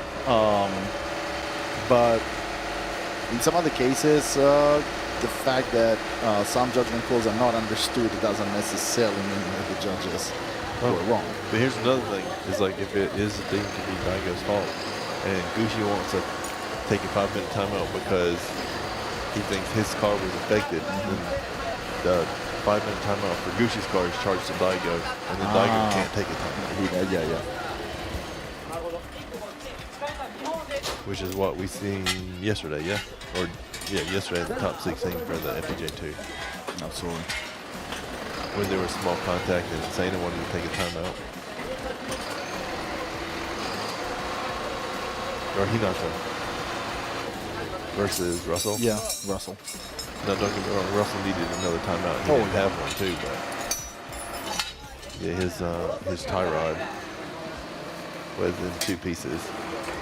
It's all you guys' fault for not giving Gushi the win initially. Like, our fault? We don't give wins to nobody. We're just looking at things like you do. You should see the scene here, guys, in our media truck. There's a whole host of people here discussing the situation. Yeah, I don't know that there is a call yet.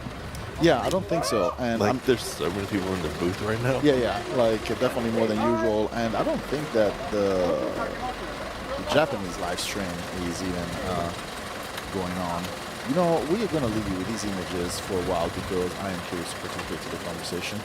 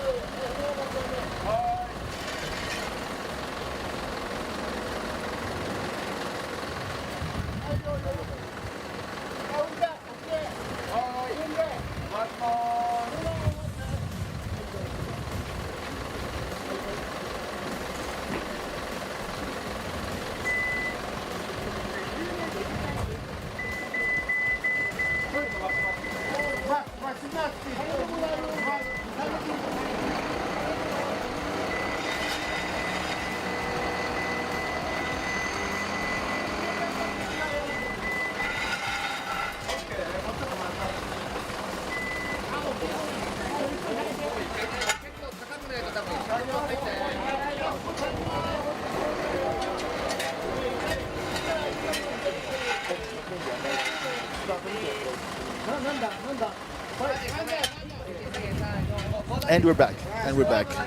We joined the sidelines of the conversation that was going on. The judges and a whole lot of other people here were looking at what has happened. The call will be made eventually. Yeah, I believe as soon as it gets set down, that's when they're going to start 5-minute timer for Daigo. The announcer is mumbling. Which announcer?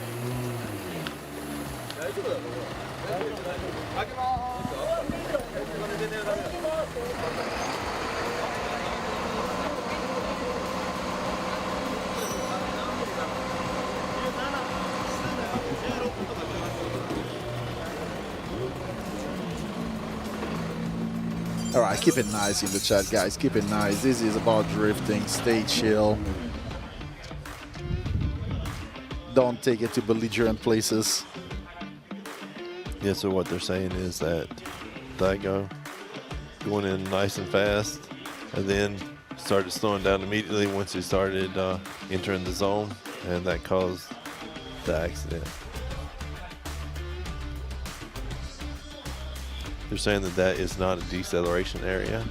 Yeah. And you should be speeding through the zone, not slowing down into the zone. To be clear, this is what the commentators are saying. This is not the official judges, the official judging call.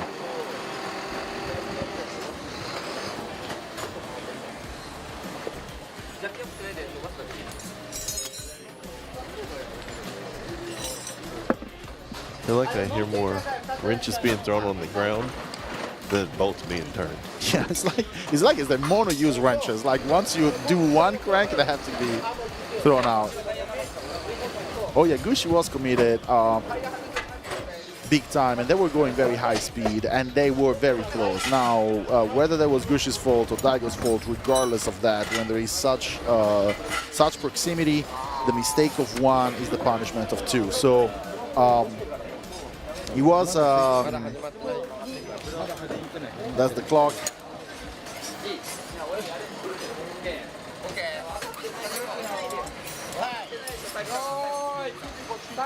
Yeah, they're still just working on it as fast as they can. Unseen, I know what you mean. I know what you guys mean.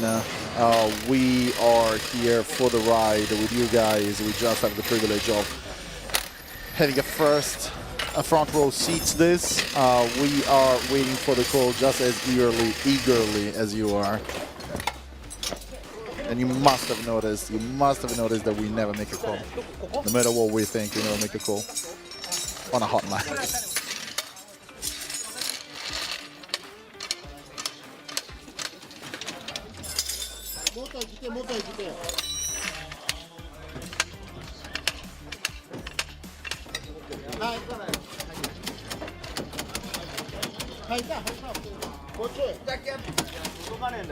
Looks like you're going to try and swap out steering components.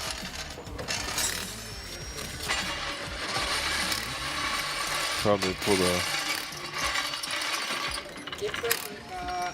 the knuckle off, and had to get another high-rise jack. They're really going in hard, trying to get that fix as quickly as possible. Which one, Sergey? We have two, actually, BMWs, both of which E92s.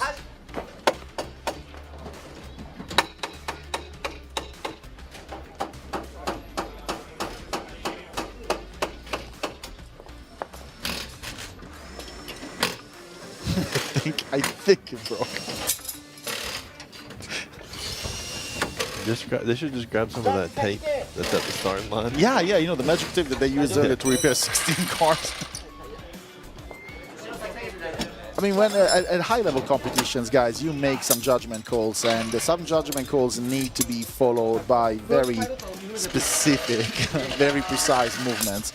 A small mistake gets expanded into a catastrophic mistake. So be also realistic. I mean, of course, these are top-level athletes, but at the same time, remember, guys, that you know, a small thing easily gets amplified when you're pushing to the limits.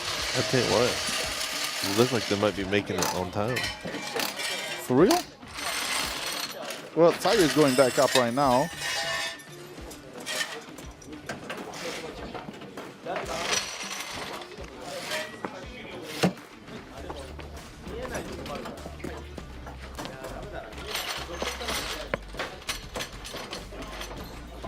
Yeah,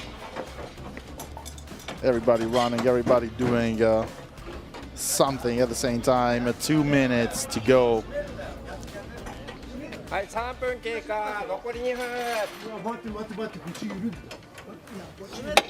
Man, this is crazy. They might make it. For real, these guys are cooking. Damn.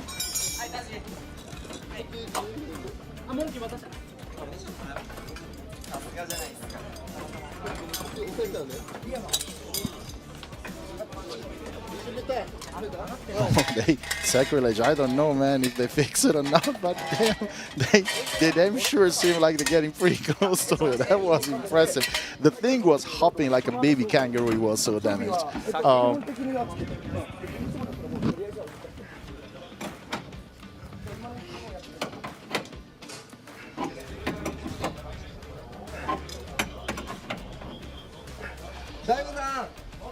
Yeah, you know, the 5 minutes always get counted from the pit, guys. They don't get counted from the track, and then I get counted from, you know, the hotel room and stuff.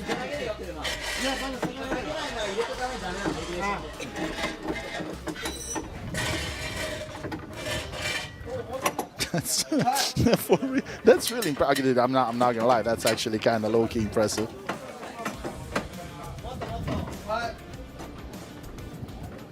I couldn't see. Can you see that? Yeah, I can't see anything. No, that angle really does not help us on that digital clock. I heard them say 30 seconds. 30 seconds? Okay, 30 seconds it is. 30秒.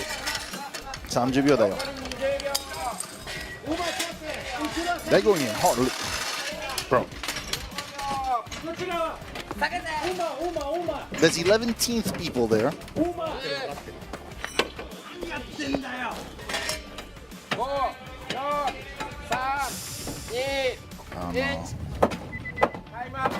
Good effort, good effort, but I don't think that's gonna be enough. Time up, time up. I think that may be it for Daigo Saito. And I think it's off because the jack couldn't get high enough.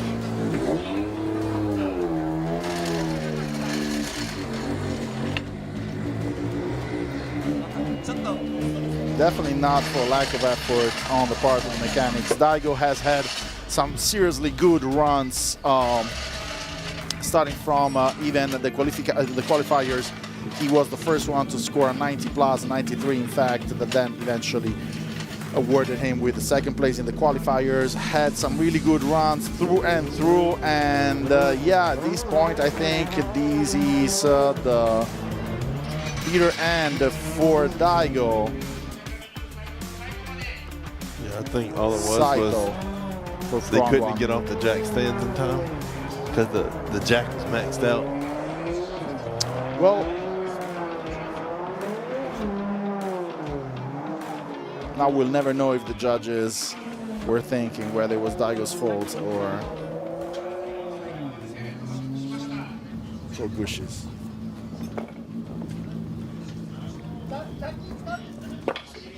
Well, I wouldn't say that he's going without a fight. He went with a fight, and well, you know, he got wounded. That's it.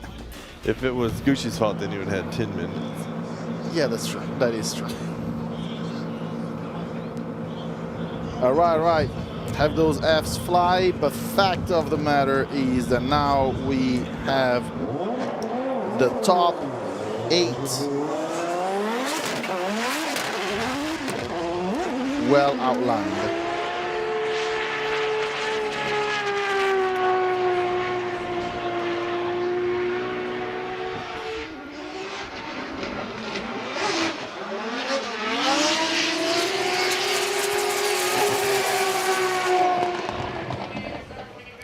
And there goes Gucci. Laying down a good run, not missing a beat. Lots of experience in Gucci as well as Daigo. Could have not been a better matchup. Gucci comes out of it victorious, but there is still quite a few battles to go. We have Jones versus Yamashita, Ryuma versus Minowa, Takahashi versus Kohashi, and Gucci versus Jang. This is gonna be exciting. Yeah, there's definitely some really good battles coming Oh yeah, and there's a lot of BMWs actually, like pound for pound. Look, I mean pound for pound, I mean comparatively. M3, E92, E92. So 3 out of 8. No, and an M2 as well. Actually 4 out of 8, and a Z4. The more I look, the more the BM. Are they growing? So there is, let's see. Oh, no. I was looking wrong. So there is an E92, an M3, and then an E92, and that's that.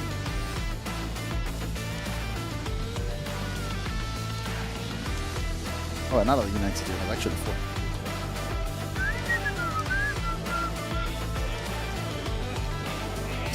The Japanese commentators just said what I said. 4 out of 8 cars are BMWs right now in these top 8.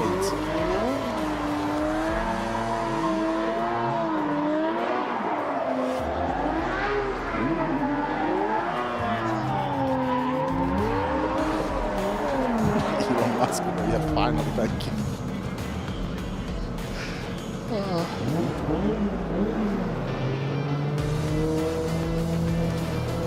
Well,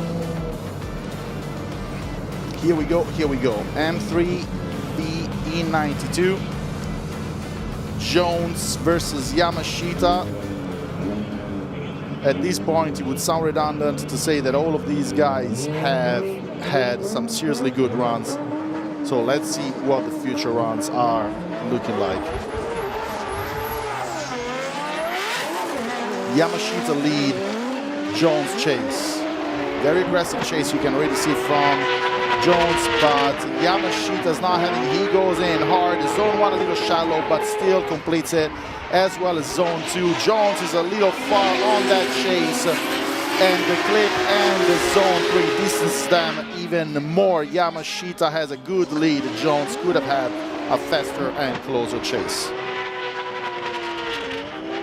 Yeah, so right there, one of the issues is the drift squid pushed a little bit too hard.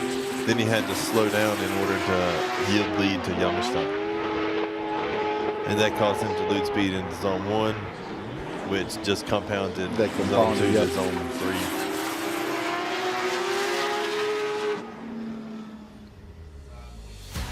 Altogether, it wasn't an abysmal chase, but it could have been so much better. And altogether, it wasn't a perfect lead, but it could have been way worse.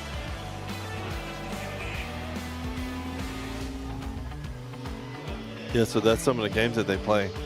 If the chase car, because the chase car doesn't have to wait for the lights. I mean, once they can jump out ahead if they want. But the lead car can slow down, stall. They can hit cones.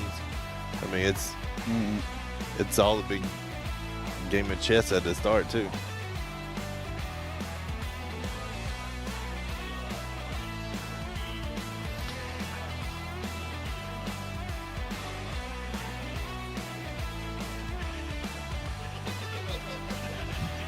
Well, we know that the BMW is definitely going to get these one. Now Jake Jones is going to be leading, and Koichi Yamashita is going to be chasing.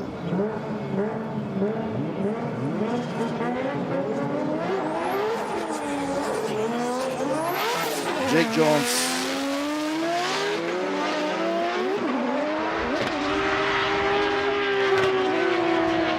initiates hard. Zone 1 very shallow. Zone 2 a little bit better. The chase is pretty tight. Both of them go into the cliff very close and into Zone 3. Jones is not the fastest, but and Yamashita stays attached to his car.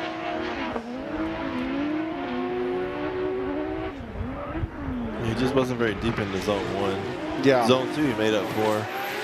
He was able to get on line for the inner clip to Zone 3. Let's see how fast the judges are on this. I am seeing that the chat has already pretty much decided who has won.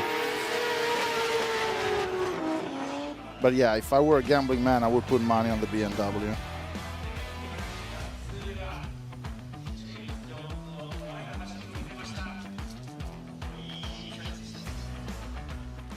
Judgment came in actually relatively quickly.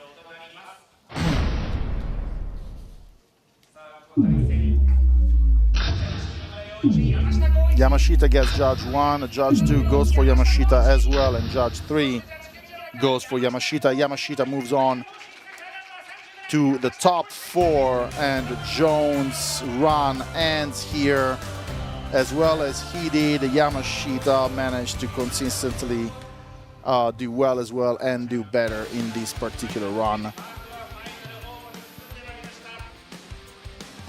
Yeah, it's all about consistency.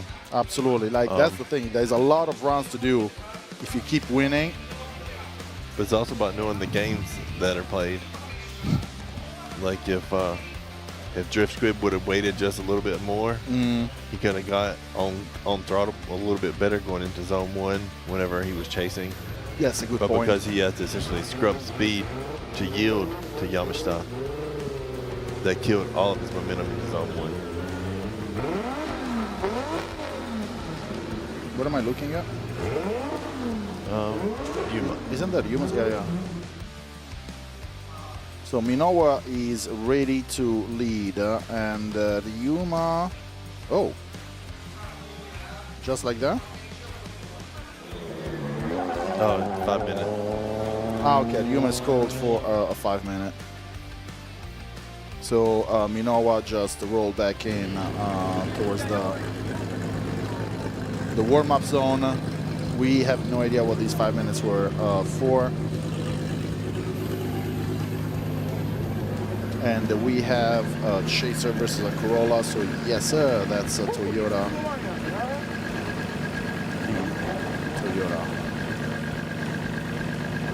Team Orange is getting to work.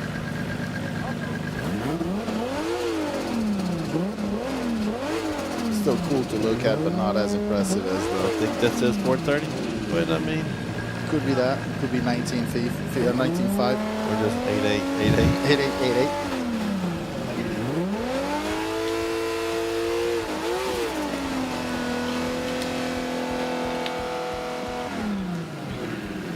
I always call the GREs.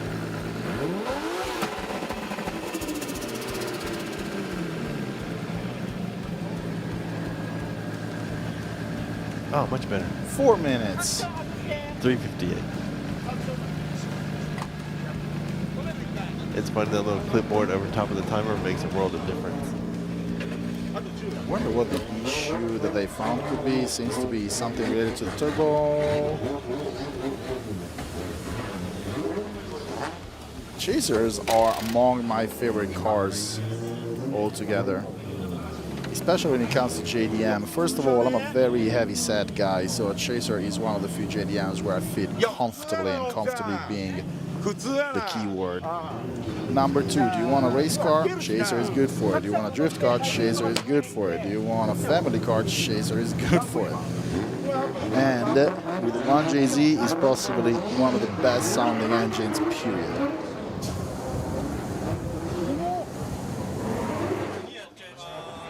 Okay, looks like we're getting to the next battle. So we're moving on as we wait for that clock. So the next ones up are going to be an E92 and an A90. So this time it's not BMW on BMW. So Takahashi and Kohashi going at it. Kazumi Takahashi in the E92 and Masanori Kohashi in the A90.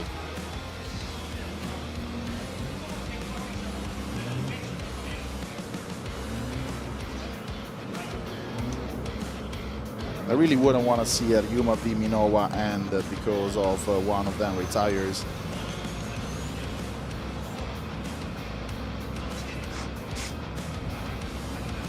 Yeah, those are good cars there. Those are good cars. They're immortal. That's all I've been drifting for 5 years is chasing. Yeah? Well, in a Cresta now too. All right, but away we go.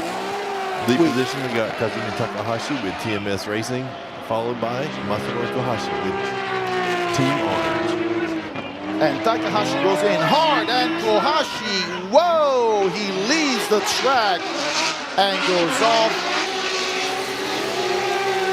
while Takahashi completes his run. I am not sure what happened, but Kohashi knocked 2 of those cones off. Oh, he is 2 cars out. What happened there? I don't know. He just... Whoa, he just... Wow. Did he find oil?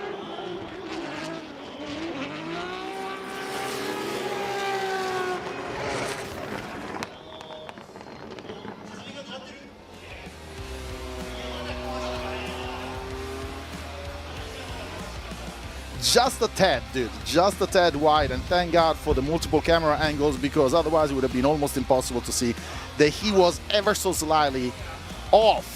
Those 2 cones had been sent to a different town over.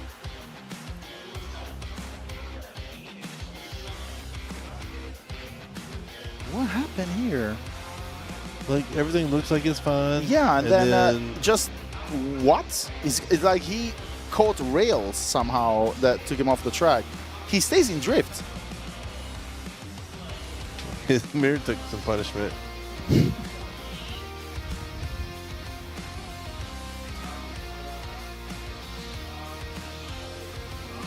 Yeah, but misjudge it by that much. These are experienced drivers, dude. I mean, muscle memory alone usually keeps you. One tire looks super flat. Oh, wait, yeah. I mean, it looks to be still on. Flat, yeah.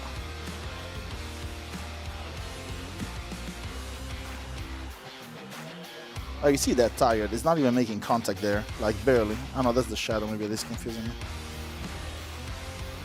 Does look flat. But it could just be the pressure that he runs. Could be, yeah.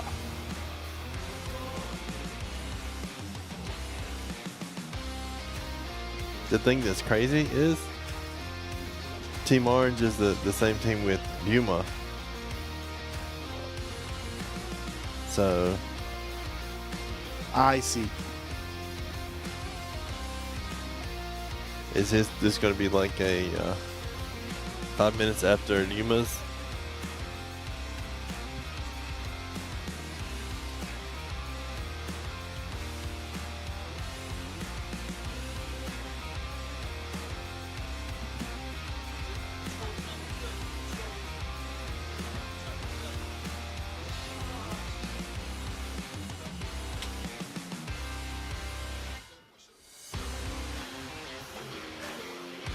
Yeah, that tire looks... Yeah, it's done.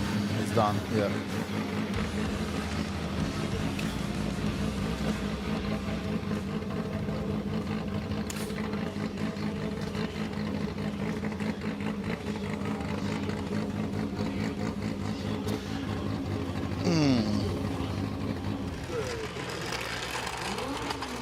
Took half the grass with him.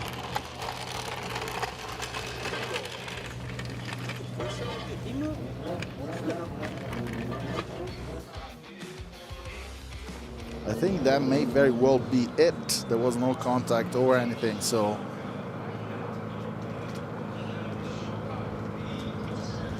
Actually, for real, could he run it if he wanted to? Could he run it if he wanted to? I mean, I guess you'd have to chase him, wouldn't you? Like flat tires and everything. Well, yeah.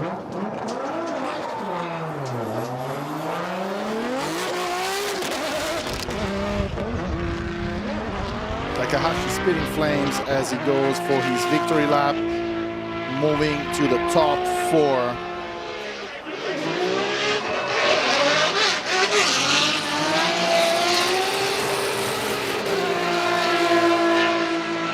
That sounded pretty good.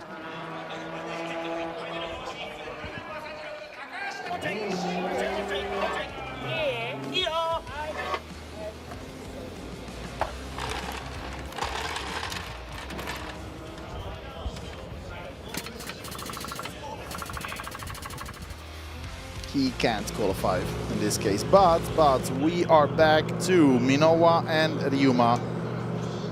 Ryuma's clock evidently did work out. Hopefully. Well, yeah, at the very least, it worked out enough to convince him to get back on track. So.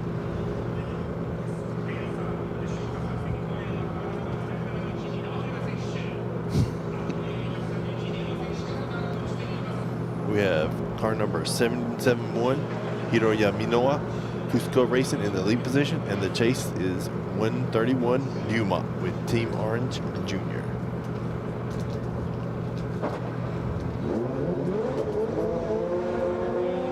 And on the light.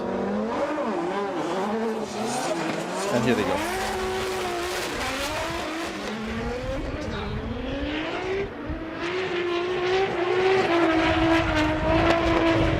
That's already a very good chase from Ryuma, and a good lead as well from Minowa. Ooh, Ryuma flashes out and he's way off the track and bumps into the tires.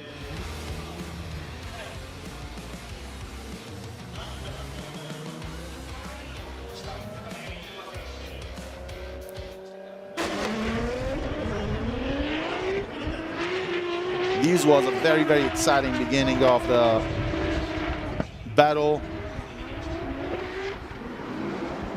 Both these guys were doing really good, and here is when Ryuma must have lost it a little bit. Jump footage should help out a lot. Yeah, way more than. I think the smoke might have gotten to him for real this time. Like, he just couldn't find the line. Yeah, but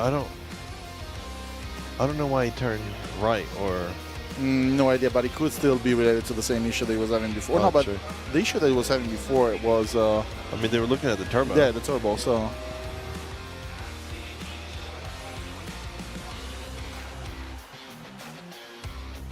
But it was definitely, yeah, a good lead. And it could have been a very good chase up until the very end there.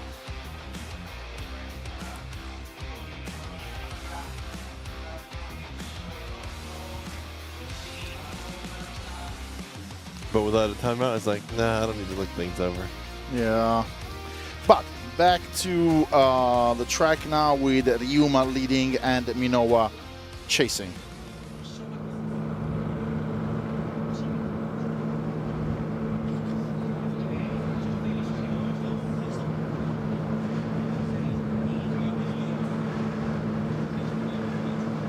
That's eerily quiet.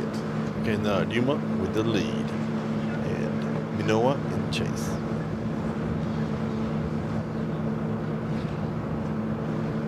Oh, they're going to tape his tail light on, I think.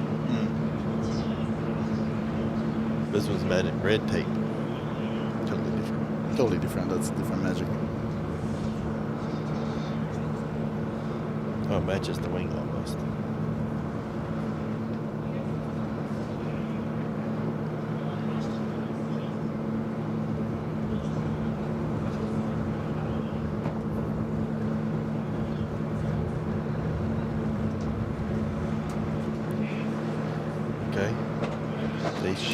Yeah, they're about ready to go. I guess on the light again. And here they go. Now, Ryuma has to deliver something really good. Minowa is already showing that he's ready to go on an aggressive chase. Good line on Ryuma, and Minowa definitely stays close enough. Good flip. Distances himself a little bit from Minowa, but Minowa maintains the line. Stays with Ryuma through and through. Good lead, good chase. Minowa had a lot of angle going into that inner clip too. He did. I thought he might have been about half spin or full spin. He kept it. Yeah. He definitely did. May have lost a little bit of speed, but not even that much. How old is the guy again? 16. Minowa? Yeah. I think he's 15 this year. 15. And Yuma's 18. 18. Man, these guys.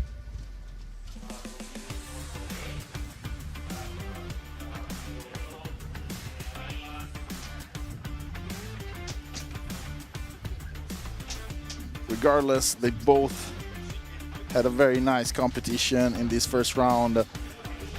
Now, one of them is going to go to the top 4.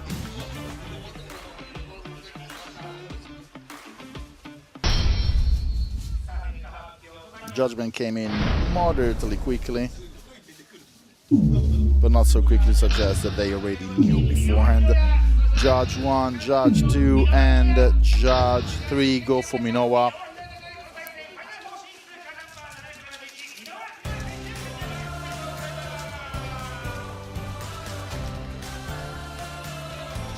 The Team Orange Queen seems to be sad.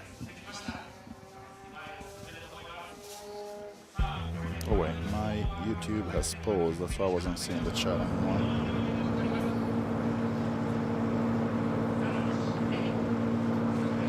Okay, up next, lead position number 21, King Gushi with Team Kazama, and the chase, Shengjung Zhang with GMS Coffee with TMS. My chat is no longer, like my internet seems to have died, so strong lead going in into zone 1. And moderately aggressive chase, good lead, good chase.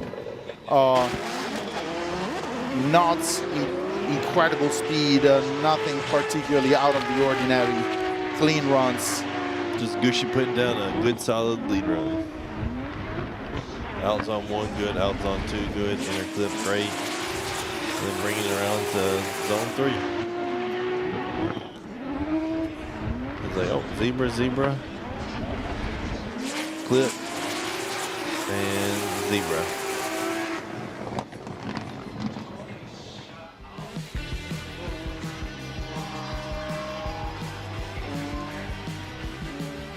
Yeah, my internet has elected to stop working.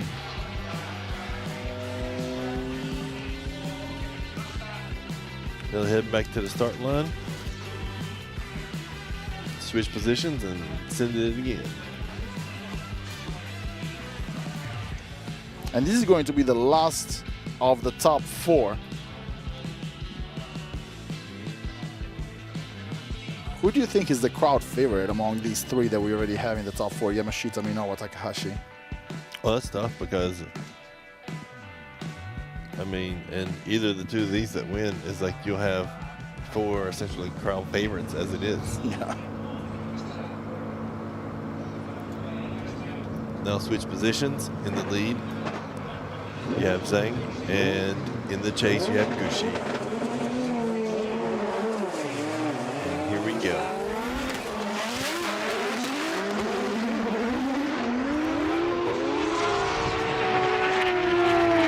Nice approaching for zone 1. Jack goes a pretty good speed, a little shallow, but Gushi stays in. Not quite far.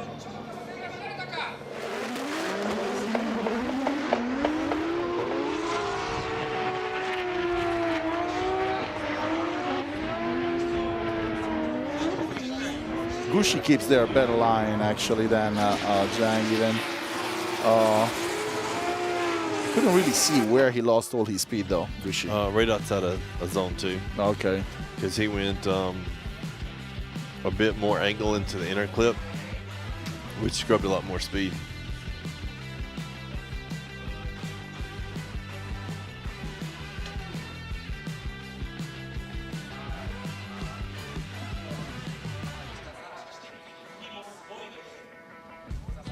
And now we're just waiting on the judges.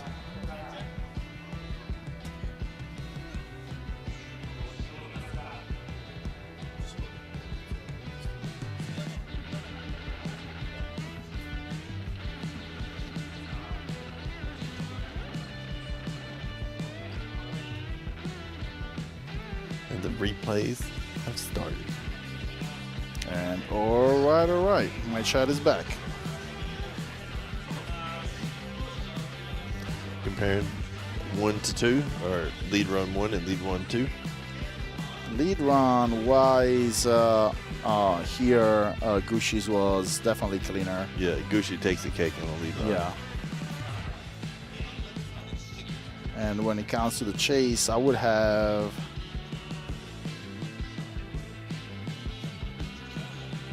Gushi stayed online there even in zone 1, and Django almost ignored zone 1.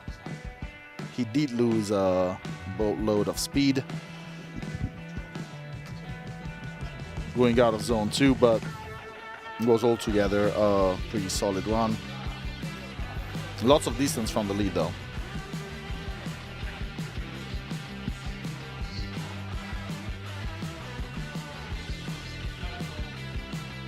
Oh, race queen. TMS girl still trying to send those good vibes. Let's see if that's enough. I believe the judges have locked in. Yes, it looks like it.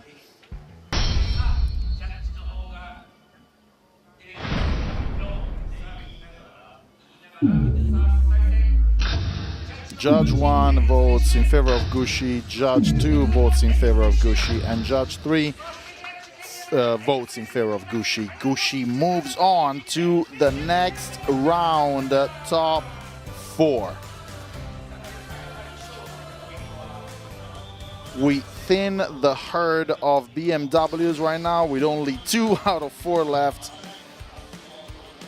And we have Yamashita versus Minowa fighting in the semifinals, and Takahashi versus Gushi. We have 2 TMS cars, a Kusto car, and a Team Kazama. That's gonna be fun. The 2 TMS cars on the opposite side of the brackets, both BMWs. There is a chance it'll be an all TMS, all BMW It could battle. be actually, yes.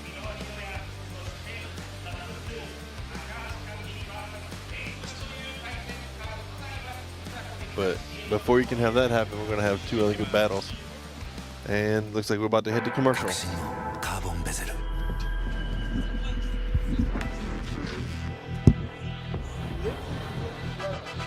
Bluetooth 搭載 G-SHOCK カシオ I'm exhausted. The brightness called brilliant, blinding and vivid. Valentine. 雨の日の運転って心配ですよね。いざという時によりちゃんと止まれるタイヤといえば横浜タイヤでしょ。晴れの日の約4倍も事故が多い雨の運転。横浜タイヤならより安心。タイヤは雨で選ぼう。横浜タイヤ。追い求めれば求めるほど遠ざかる時もある。でも理想に追いつけるのは自分だけだ。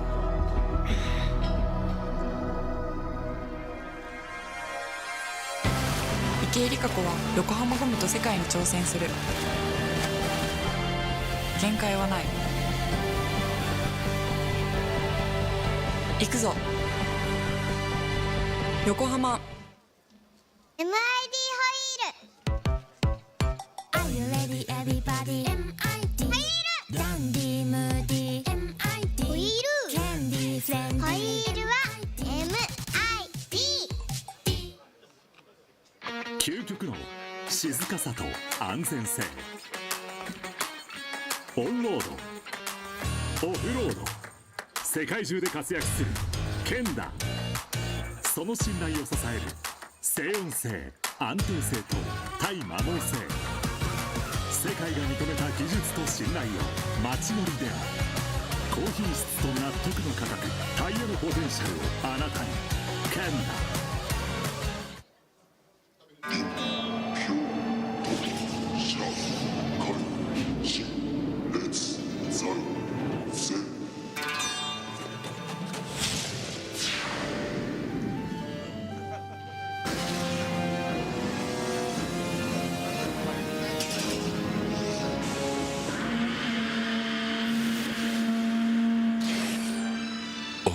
Lubricant. Mortis. What's up, guys? It's Frederick Ospo, and I use RSR suspension on all my drift cars. I love RSR. Iyo RSR Ichiban.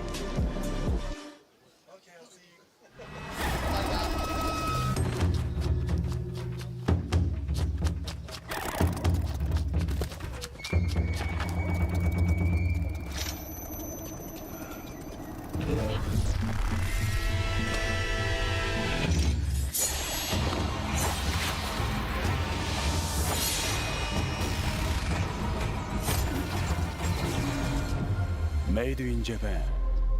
Breed.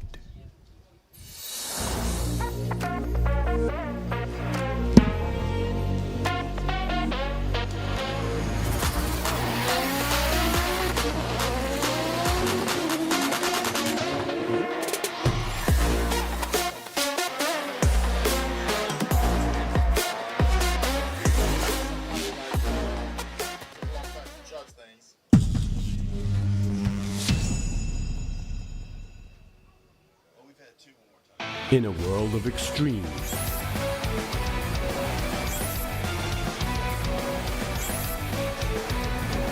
this is where they're refined. The real deal. Cusco. 伝統と革新、小倉クラッチのテクノロジーを凝縮、チャンピオンを取るためのクラッチ、小倉レーシングクラッチ ORC。 From an early age, we race. It's part of who we are. It's in our DNA. For some, the need to keep pushing fuels our lives. At VP Racing, we pour everything we have into creating the industry's best products.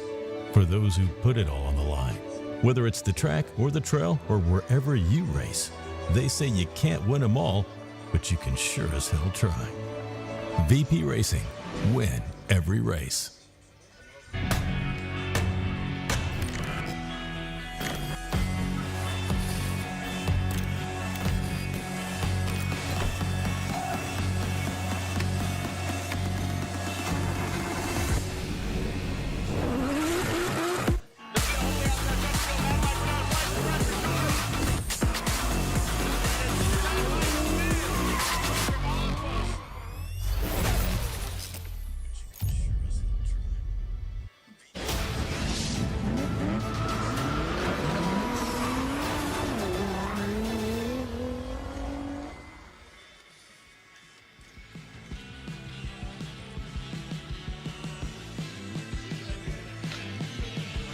And we're back with G-Shock presents Formula Drift Japan 2025 Round 1 Fuji Speedway Final 4.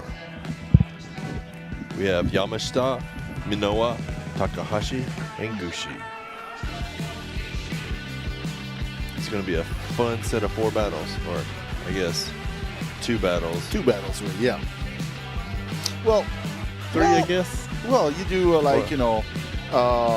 Or did I incidentally call it one more time that may or may not happen? No, wait, why 2 though? Because you have the Yamashita Minowa lead and chase, and then you have the Minowa Yamashita lead and chase, and then you have Takahashi Gushi doing their 2 runs, and then 2 more. So you got 6 runs to go. So I'm not completely wrong, just a little off on the numbers. Minowa getting ready. Yamashita there as well.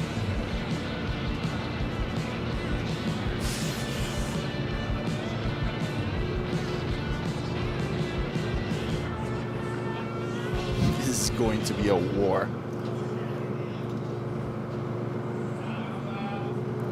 In the lead, we have Hiroya Minowa in car number 771, Cusco Racing, and in chase, Koichi Yamashita, number 37 with TMS Racing Service, and 5.5X.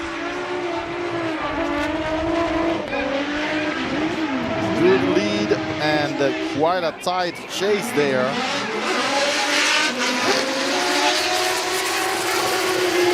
Staying very...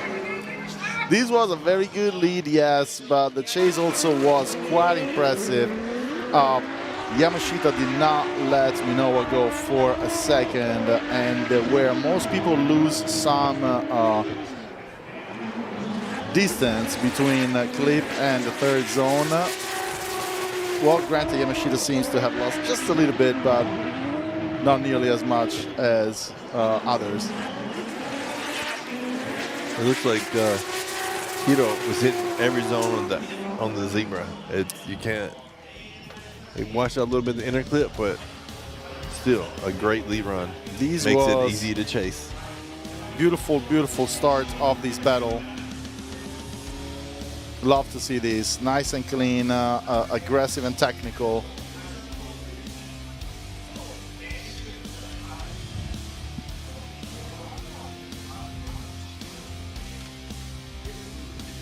Now they're bringing it back to line up and switch positions.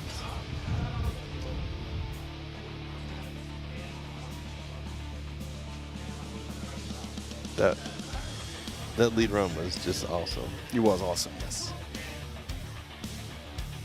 But I expect to see another awesome lead run too. Oh yeah, no. I'm actually really excited about seeing what Yamashita is gonna cook.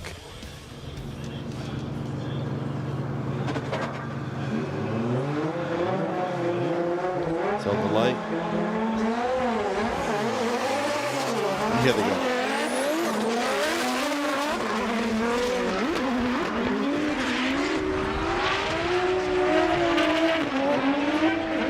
Fast entry and very tight chase. Yamashita leads a good run. And Minowa stays very close, follows an angle to the dot. Oh man. Holy.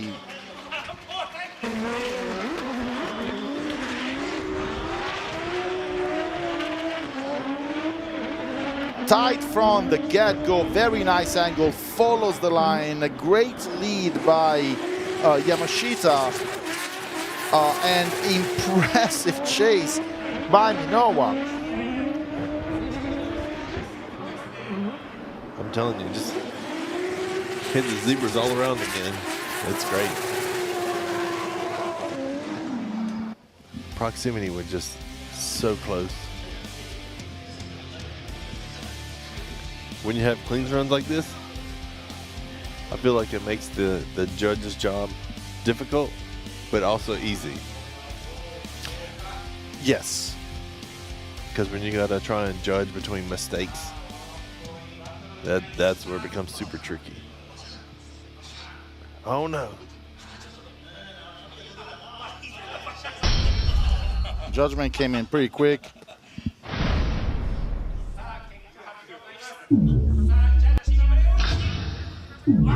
One more time, one more time, and one more time. I'm actually really, really glad to see this call. It was a great, battle between these two guys, and I really, really want to see another one.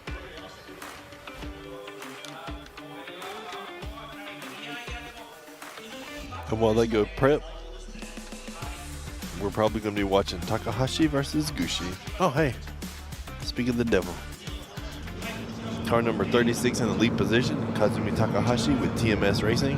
And in the chase, Ken Gushi with Team Kazama, car number 21.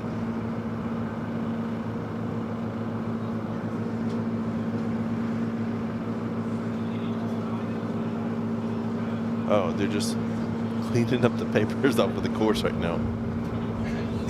Okay, thumbs up on the light.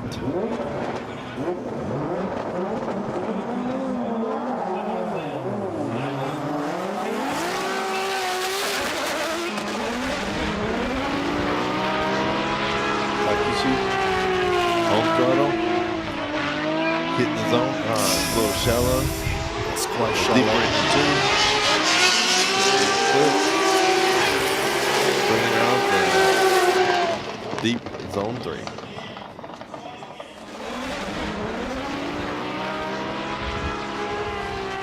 He was on throttle early and hard. Yeah, he didn't maintain a good angle here or line, but recovered in zone 2 and definitely went in for the clip and did significantly better in zone 3, although still quite shallow. The chase by Gushi was not a poor one, especially considering the big faux pas at the very beginning. And the fact that he was Takahashi. in the smoke the whole time. And he was in the smoke the whole time, but that's the nature of the chase. And here they run back to the start through the smoke.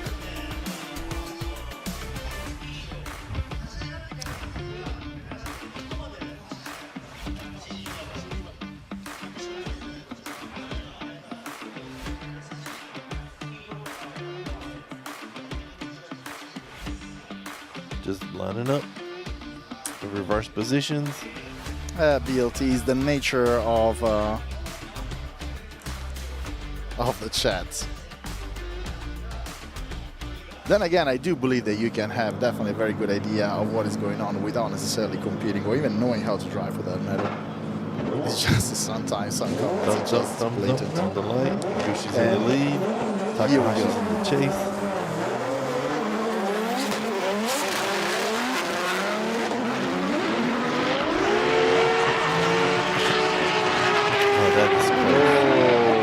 That is a strong initiation. That's a tap, I think. Was there? I think so. They're continuing, and but it didn't look like it affected Gushi. Yeah, not knowing whether there was a tap or not, it's hard to say. But even if there was, Gushi had a pretty solid lead.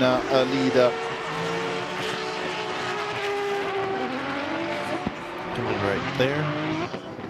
Was there a tap? Yeah, maybe. I mean, it looked like it. Yeah, and we have Takahashi losing the line completely and then recovering it. These guys, though, I gotta say, very strong drivers.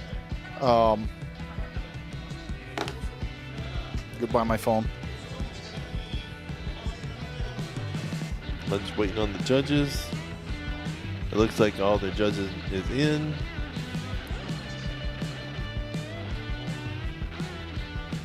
Man, two excellent leads.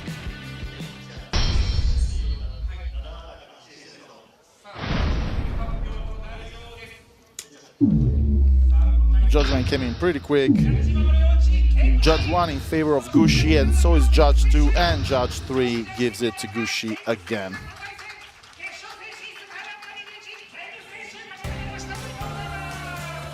You may be a little too generous with your OMTs, Phoenix.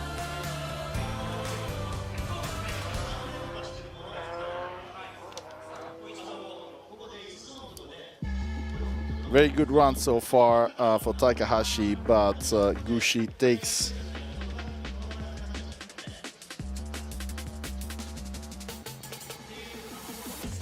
cool. Yeah, the proximity to pretty much the lead and the chase runs for both of them were right there.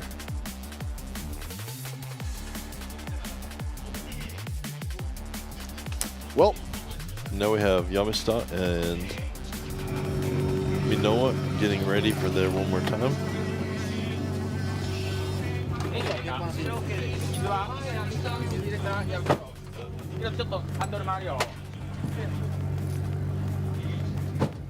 We're just playing some games. Now he's rewatching the race. He's watching your live stream. Maybe, I doubt it, but no, I've seen like the guy is pretty zeroed in on looking at his own runs and potential mistakes, potential improvements.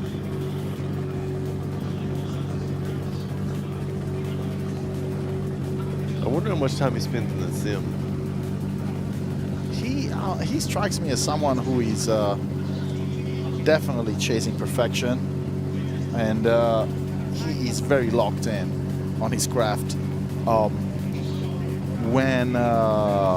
we were hanging out, and everybody was drifting and stuff like that. He even we were just messing about, and he would do his run with Daigo, and then go and take a look at the video of the run that he had just done. Not as a professional, not as practice for a serious run. Just playing around. Yeah, the kid is locked in.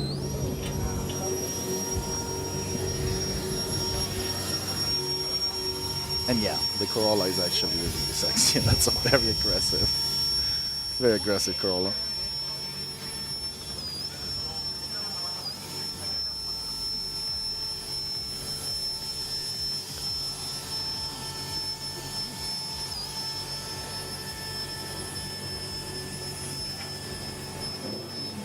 I'll bet you whatever, that if he's looking at his phone, he's looking at a video of his run. Yeah, I don't doubt it. He's got picture in a picture. Oh, and his mom's up in the spotter booth.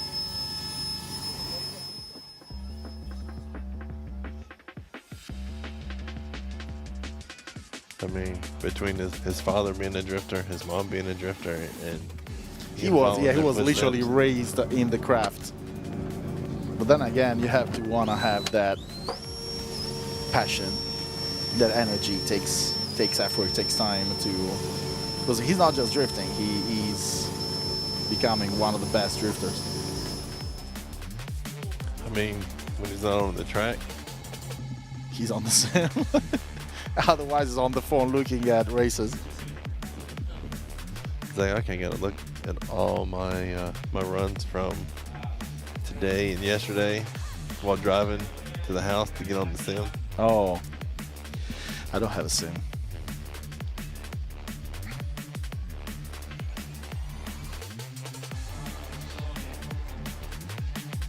Yeah, my sims right now I just hooked up to my PS5.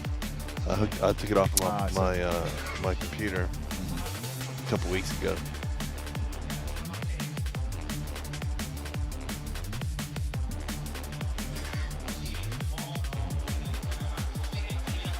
The fans, dude, they're getting a show today.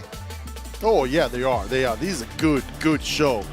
No matter who you want to win, these guys brought it hard. And guys, keep the chat nice and calm. There's no reason to become so belligerent.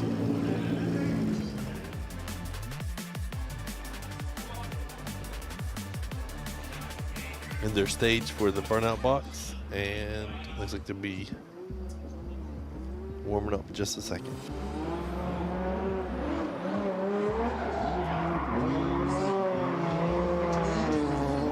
Here we are in the warm-up box.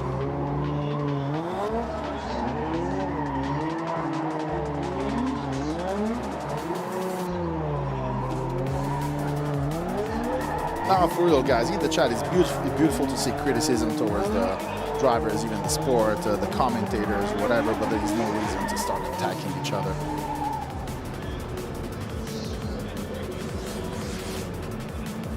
Okay, they're coming up to the line.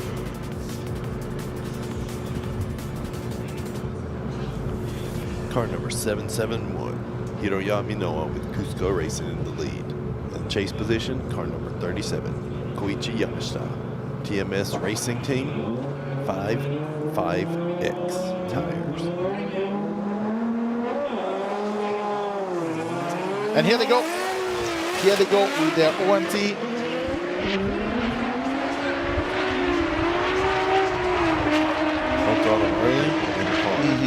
Minowa was strong, maybe a little too strong, but a good chase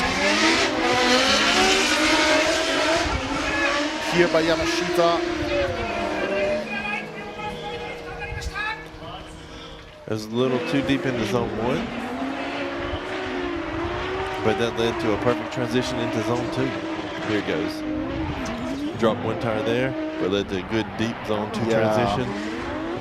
However, Yamashita stayed on track and did a very good chase. Little shallow in zone 1 maybe, for Yamashita, I mean. But good proximity throughout. Oh yeah, absolutely. He managed to maintain a very good angle as well.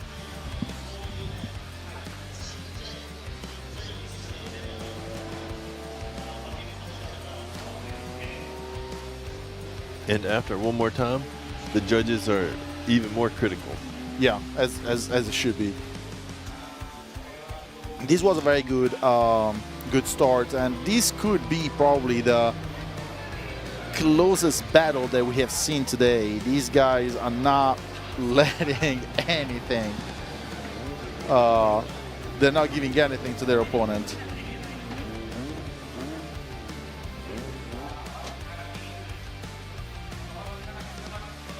Pulling back up. I'm going to have the lead position. Car number 37, Koichi Yamashita, TMS Racing Team 55X. And in the chase, car number 771, Hiroyami Noah, Cusco Racing. I think it's She got some headlights. Where's the magic tape? Oh, yeah, I think they got it right here. Nope. And here it goes. Oh, red? Didn't they have green tape? He makes it for more of a battle scar. Now he looks like, I mean, it looks pissed. Angry now. Yeah. Or has a case of the pink eye. Maybe, yeah.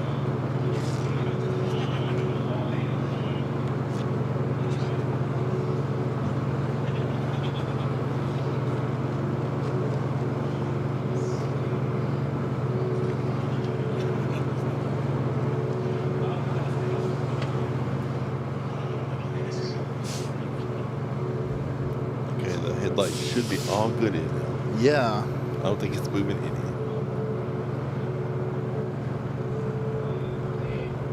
I'm really looking forward to seeing how these resolves between Yamashita and Minowa. Very beautiful battle. Very technical. There wasn't anything excessively aggressive or excessively out of the ordinary. It was just beautiful, technical, on point. Now that red tail light, I mean, yeah, light really sticks really out, and it kind of, yeah, it's kind of fire. But here we go, Yamashita with a strong start. Very good line on the zone 1. Leaves a little early. Zone 2 also good, and creep also good. And these guys are tired through and through until the end of zone 3. These guys are bringing up a show. Oh man, that was so close. That was good. That was so close. Yeah, we're stop pushing it out. Holy Leaves crap. a little early. Good through zone 2. Inner clip nice. Oof. Hiro just sticking it to him. I mean, you can probably see marks on the door now. Diving in at the inner clip. Nice angle here by Minowa. He stays very close and at a very good angle. The lead also was quite good. A minor mistake out of zone 1 by Yamashita, but altogether really, really good lead. These guys have brought it. That was ridiculous proximity. That nice and deep into zone 1, leaves a little early, but he stays on angle. Minowa stays on a very good chase on angle and close, and then towards the end here he kills it. He is exceedingly close, and then he's go, you know what, I'm gonna go closer. He's like, you know, I think I can get a little I think I can go, yeah, look, I mean, that is some spatial awareness that is freaking ridiculous. Very nice. Loved this battle. Let's see what the judges think. However this goes, I'm very happy I witnessed this. This was a lot of fun to look at. Great leads and chases from both drivers.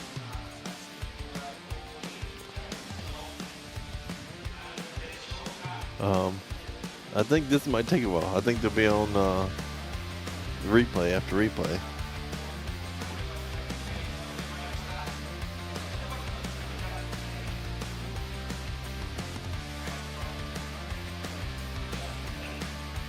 Yeah, side to side, that's tough to call. Wow.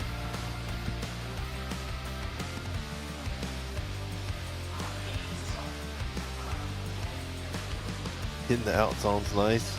Hiro's a little out of zone 1, but deep into zone 2. both of them taken really deep into zone 3. Yeah, I wouldn't want to be the judge for this one. This was a I think they're all locked in now. crazy Oh, run. here we go. Yes, the judgment has come up. Oof. Judge 1 votes in favor of Minowa. Judge 2 votes in favor of Minowa. And Judge 3 votes in favor of Minowa. Yamashita is out after an amazing, amazing set of runs. Minowa is in the finals with Gushi. I gotta say, Minowa collectively is the driver that's made the least amount of mistakes that I can remember right now throughout the whole thing since the qualifiers. Yeah, it was just so close. Such a good run.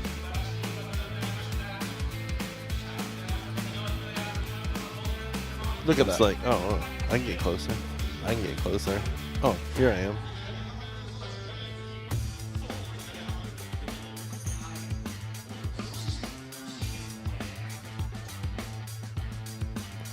You know how on like side view mirrors, they say objects in mirror may appear closer. In these cases, object in mirror is so close.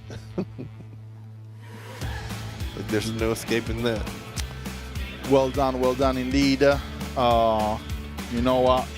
And right now we have Minowa beat Gushi for the grand finals. And a beautiful day in Fuji. Sun's been out the whole day. Rain hasn't threatened.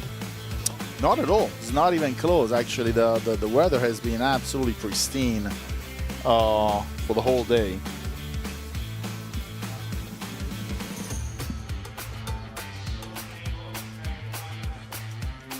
We've had a nice breeze, not too bad. Not too bad. Not too bad at all. Unless Today's you're a in the good shade. day. I like it here too.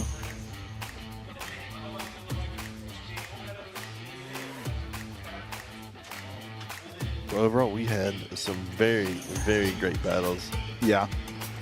It was sad to see all of the drivers that got eliminated be eliminated because they did so well up until, well, they did so well even when they got eliminated, actually, for the most part. It sucks whenever they lose due to some mechanical issue. Absolutely. That is actually the worst, yeah. I am still a little salty about the RX-7 not showing up. I mean, in practice, he had 3 great runs, and then all of a sudden, it stopped on track. I took it back to the pits. I thought they'd have plenty of time.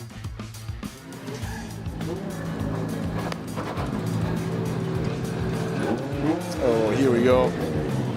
With Minowa celebrating, fists up in the air. Definitely very happy about the results, as he should be. Round 1, he is in the finals. No matter how this plays out, it's a very, very, very good ending for both Minowa and Gushi. But from the time of the judgment to just then, that's how long it took for him to get around Fuji. That's how big the track was. That's true. I didn't even think about it. That's how long it is. Because he drove all the way around it. Because he didn't just cut back through.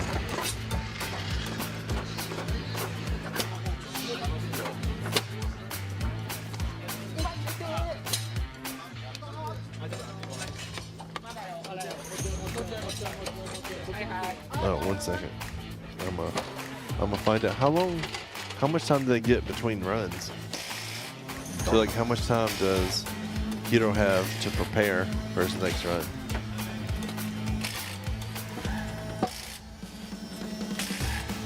That is shading.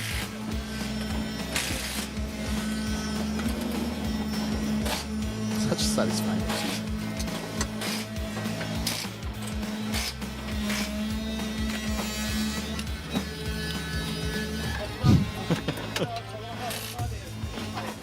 It could be DK.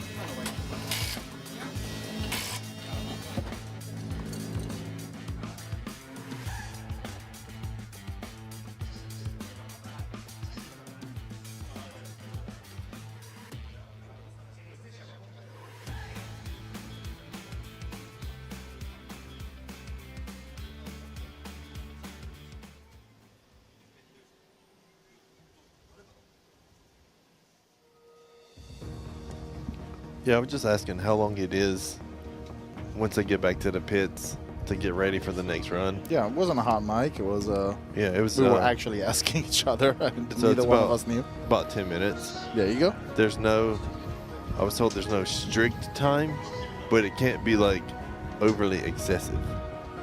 So that's very vague, though. So we still don't know at the end of the day. But here we have a drone pan of the course, and then we have a shot of Mount Fuji overlooking over Fuji Speedway.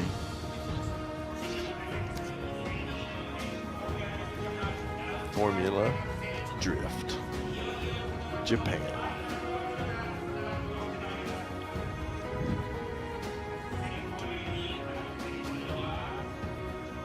It looks like Ken Gushi's car is ready. Just doing some last minute tire swaps and cleaning the front tire. Are they going to mark the zones again, you think? Probably not. Yeah, there's no point. I feel like after this many runs, you should be good to go. Yeah. I think they got an idea.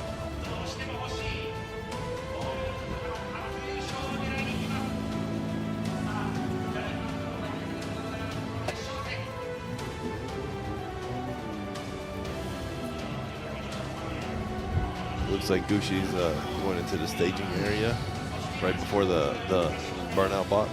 I am looking forward to this. I have my favorite.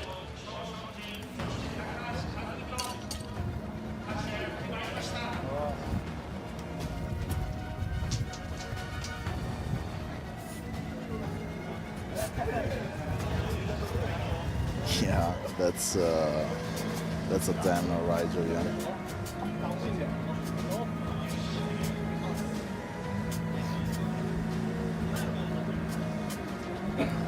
Hero putting his fire block on and about to drop his helmet on. So we know it's not too long before they go back on the track. What a journey for these two drivers competing at the highest level right now.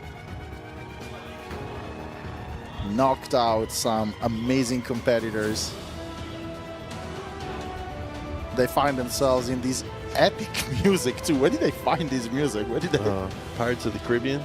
Is it? No, I don't know. Okay. Wow, I'm easy to believe. But it does remind me of something that would be on that, you know?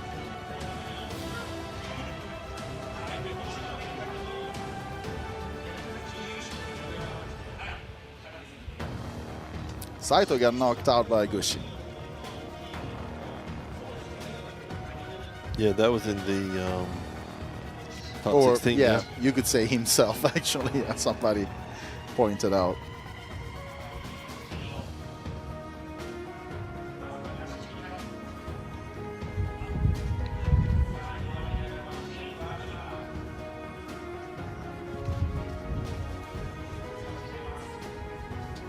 Lining up in the burnout box.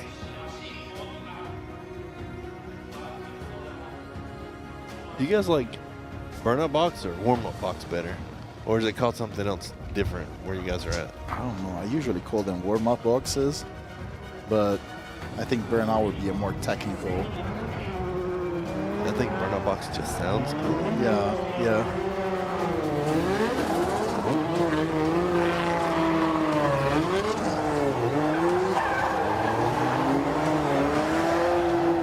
Make sure you scrub the front of the tires, or the front tires.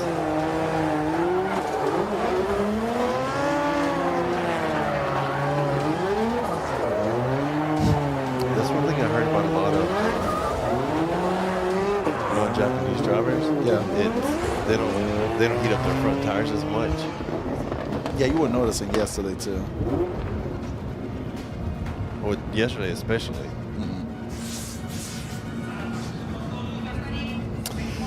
And here we go. I'm a little tense myself. Oh, scrub square, donut dome. Donut dome. We're about to get started. lead position, car number 771, Hiroya Minoa, Cusco Racing. In the chase, Ken Gushi, car 21, Team Kazama.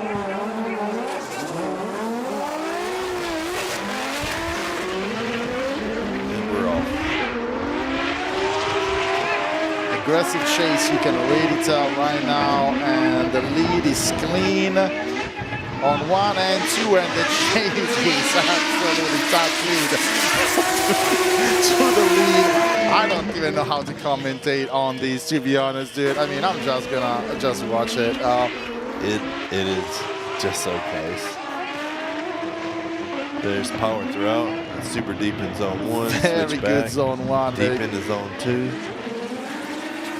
Maybe a Good to the inner little clear. shallow, maybe a little shallow in freaking clip.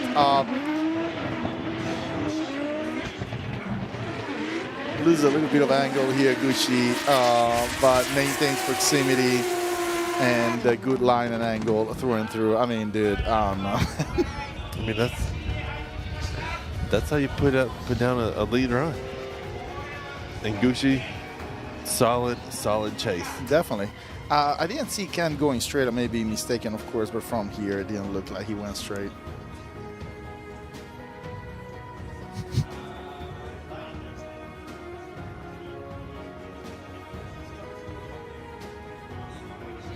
Now they're heading back to the starting line to switch up positions. Thank you, Lufty. Thank you. I am officially here for this round of FDJ 2 and 1, and then hopefully I will be back for the next. But it's still in the works. But the main man, the Josh, is definitely going to be here, and that's the guy that you want. Okay, for second round, King Gucci, lead position, car number 21 with Team Kazama. And chase is Hiroya Minoa at 771, Cusco Racing. Flames being shots, aggressive chase already by Minoa. I'd love to see that. And there we go, zone 1 slightly shallow, and zone 2 nice and deep. Very nice flip. Good proximity in zone 3. Good God, you got to chill. That's crazy. Bro.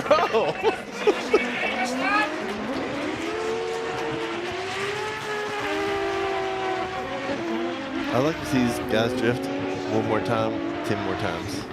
Yeah, you know what? Yeah, like, okay, bro, I don't know.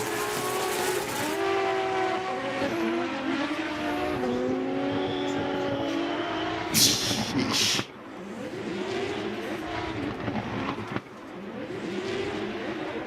Oh, inner clip's great. Back to outer zone's great. It's great. Proximity. They were close great. enough that it was like a single trail of smoke, pretty much.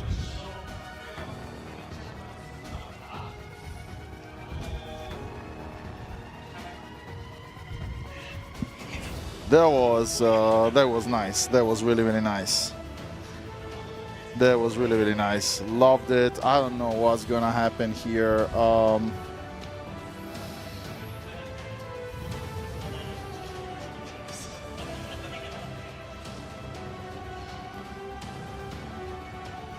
All I know is everybody in the stands, they're just watching and waiting. I don't know, guys. I don't know what to say. The quietness here is not coming from and not knowing really what to say. It's more about I'm thinking myself, I'm rewatching things, and it's a great shot of Fuji. Just trying to put myself in a position where what if I had to make that call?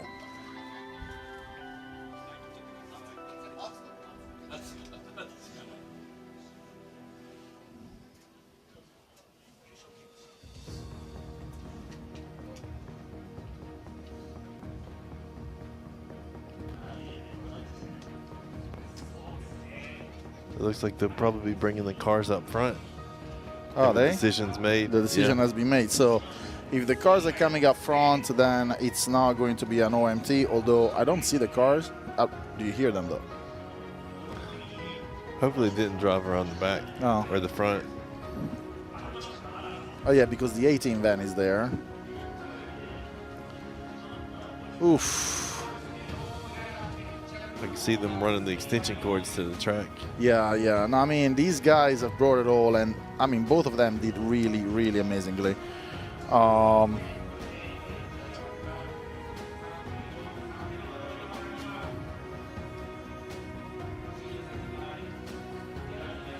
Fausto is not in the finals, so he got Fausto knocked out. lost in the top 16 to Drift Squid, Jake Jones.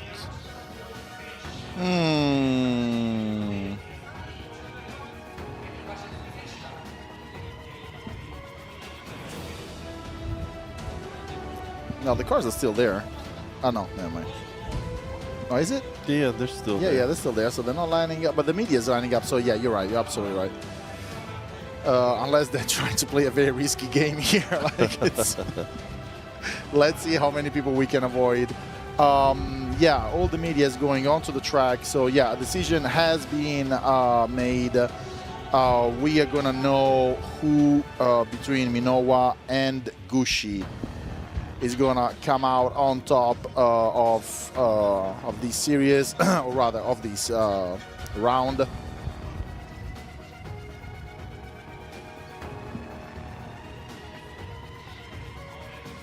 Yeah, all the cameras being set up. Looks like the race queens are heading out. Oh, here they are. Yep. You can see the FDJ young ladies, and oh, you're the expert on race queens. So what team is that? The hoodie, black hoodie with green thing. Oh, TMS? Yeah, TMS. But TMS shouldn't be out there, I guess. Yeah. Oh yeah, TMS will be out there because Takahashi got third, no matter what. Yeah, that's right. That's right. Yeah, so that's because he came in qualifying second, and the other fourth person was Yamashita, who also is TMS. Oh, that's right. So one of the two. But yeah, I think Takahashi is going to be the third place, and here's the Fuji Speedway girls coming in as well from the distance. And then there is a random. Didn't see that coming. Bulldozer. Oh, so Takahashi and was essentially Takahashi versus Yamashita. Takahashi qualified second, and Yamashita qualified 8th. Either way, it'd be a TMS on the podium for the third place. Indeed.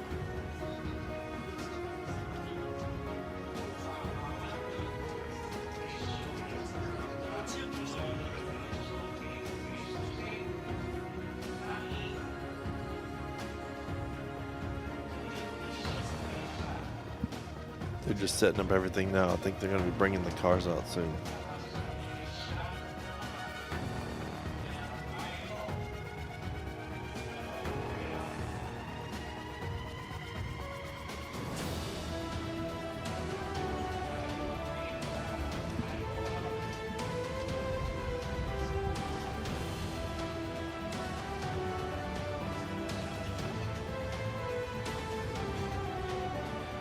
I tell you, between the music and the views, like that. That's pretty epic. Great. Yeah, you can't really match these very easily.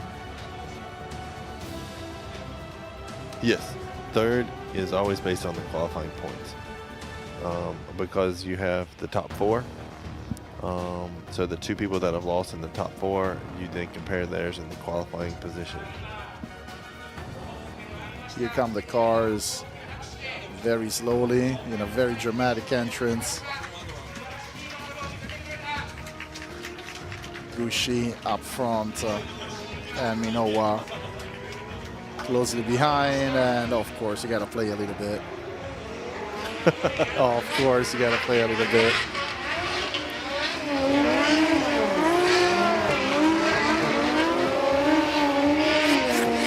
This is too fun. Nice. Yeah, that was totally scripted, by the way.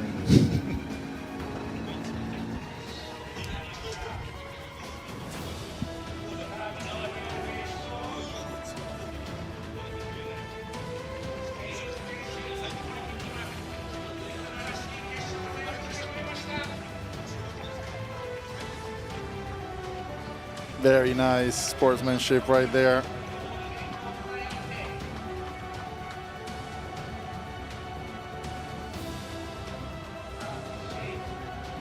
We have a heist coming in from the back. Two heists.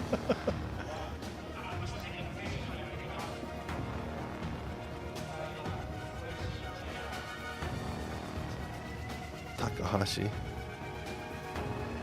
driving in. Oh, he's a little shallow into zone one.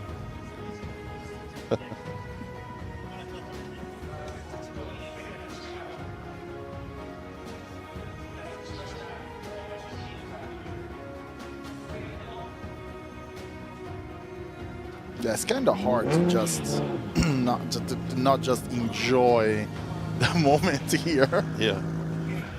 Between the music and the cars and, you know, having seen an objectively really cool competition between these two guys, definitely a very worthy ending to this round of Formula Drift Japan.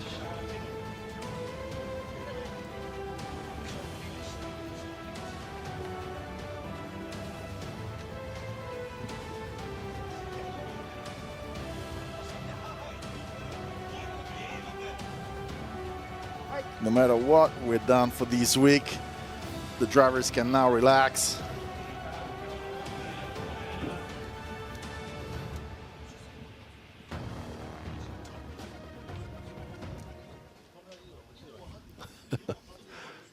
Takashi in the back, just hanging out. Just chilling.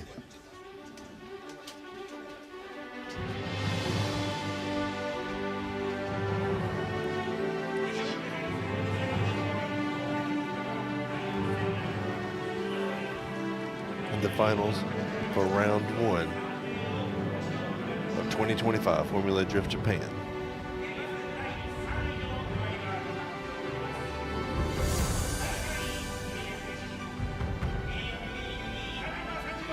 And in third place, Kazumi Takahashi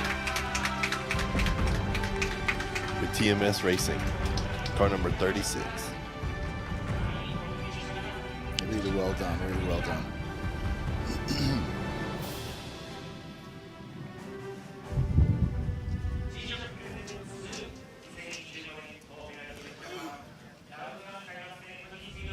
And the round one champion, presented by G-Shock Formula Drift Japan 2025 Fuji Speedway, is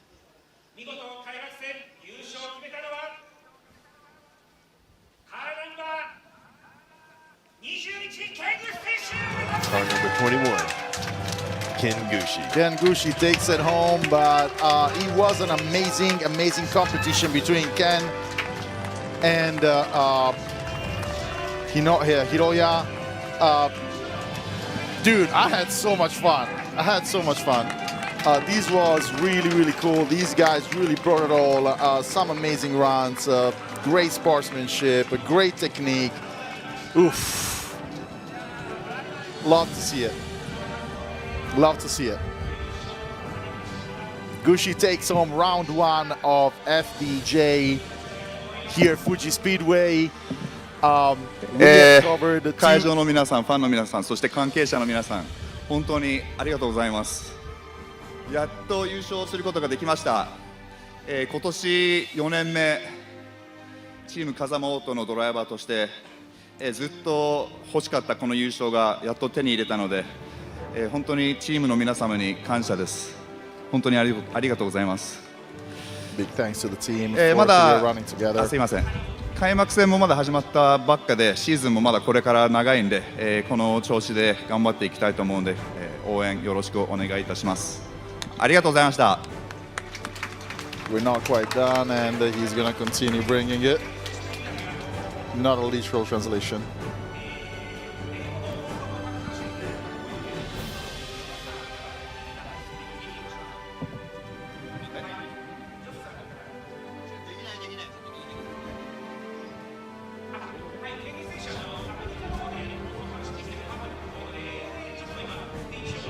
Oh, okay. Oh, they're asking him to go in my English God. as well. This is my 4th year in Formula Drift Japan, and as a driver for Team Kazama Auto and Lexus, this is the exact moment that I've been dreaming of, and my team worked so hard to get us here. And the level of driving just keeps getting better and better every year. So to be standing here on top of the podium today at the very first round of Formula Drift Japan is just mind-blowing. And I got to give it out to all the drivers, the fans, team, every one of you guys here. Great job, Hero. See you in LA or Atlanta. But I'm so proud of my team, proud of our efforts. Thank you very much. I had zero clue that he could speak English that well. Oh, you didn't know he could speak English? No, even a little bit. Yeah. Hiro and Ken both do Formula Drift in the States too. Yeah, I know about.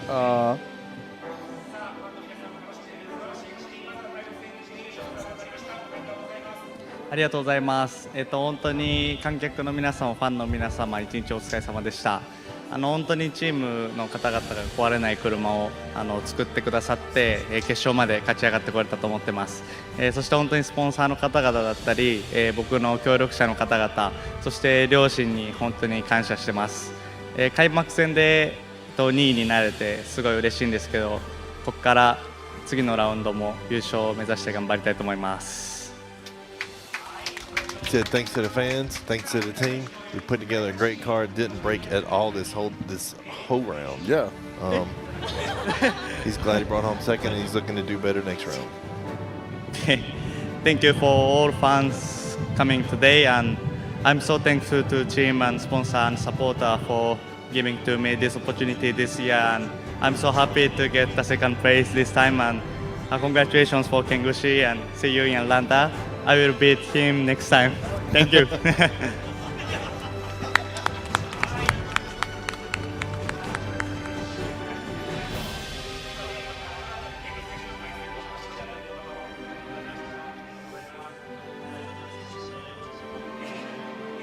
Oh yeah, no, I was the only one who didn't know Lutfi. Josh was definitely on page. Get that boy a license. Can we give a honorary license to that kid? Come on. I wonder if they're going to have Takahashi speaking English. They said like, no.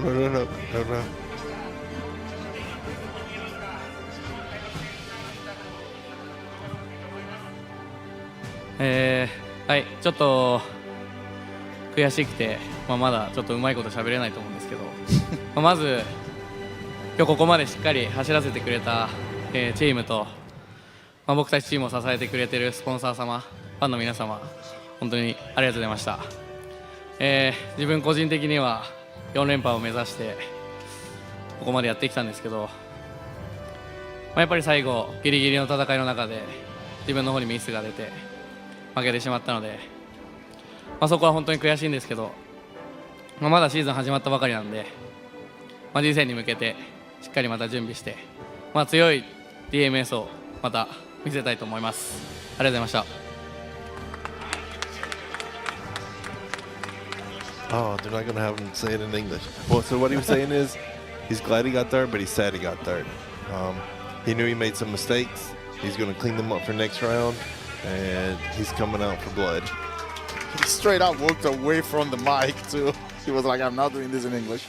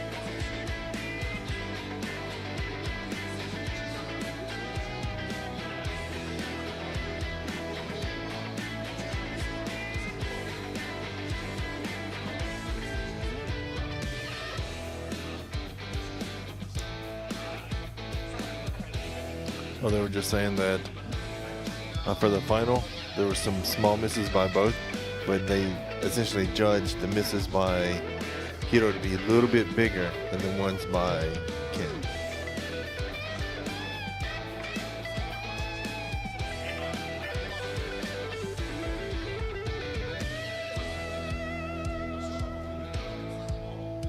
And could not hoped for a better competition at the end, I'll be honest. I'm still thinking about it. I was very, very excited about it.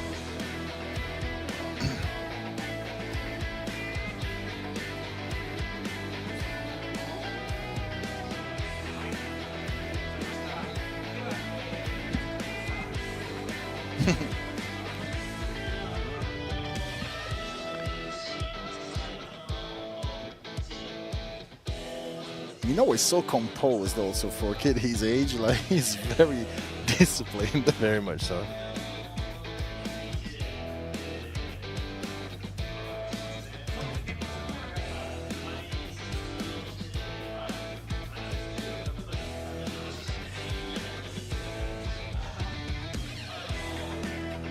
Thank you very much. Thank you very much. How do I read that?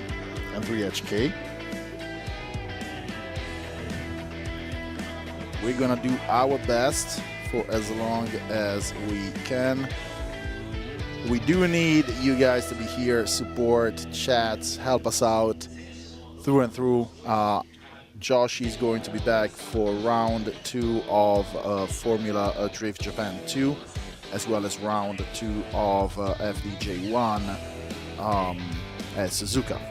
I will probably not be able to be there, but hopefully I will be there for the consequent runs.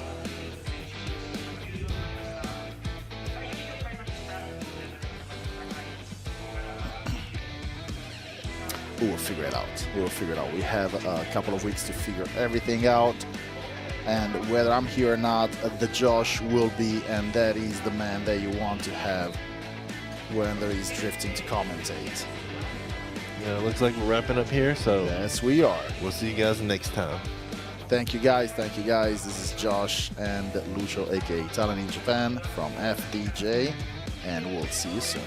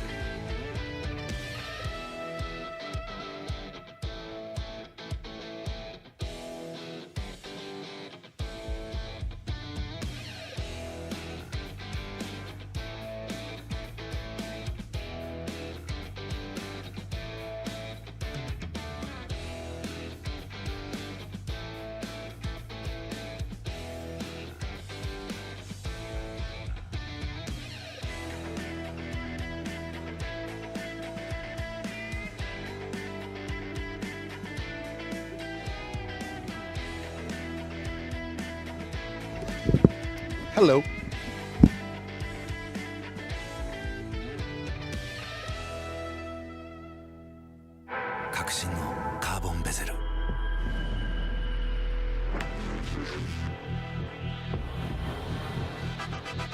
Bluetooth 搭載 G-SHOCK カシオ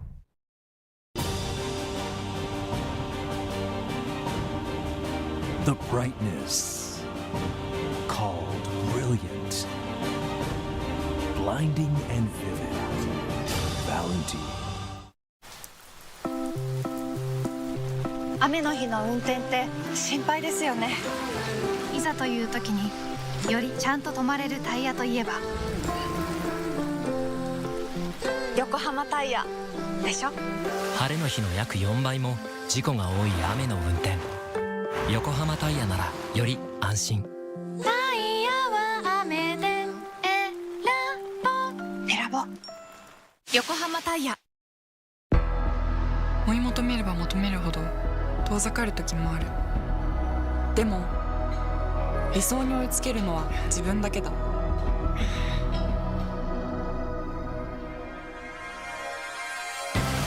池江璃花子は横浜ゴムと世界に挑戦する。限界はない。行くぞ横浜。 MID ホイール Are you ready everybody MID ホイールダンディムーディ MID ホイールキャンディフレンディホイールは MID 究極の静かさと安全性。オンロードオフロード世界中で活躍するケンダ。その信頼を支える静音性安定性と対摩耗性。世界が認めた技術と信頼を街乗りで高品質と納得の価格。タイヤのポテンシャルをあなたに。ケンダ。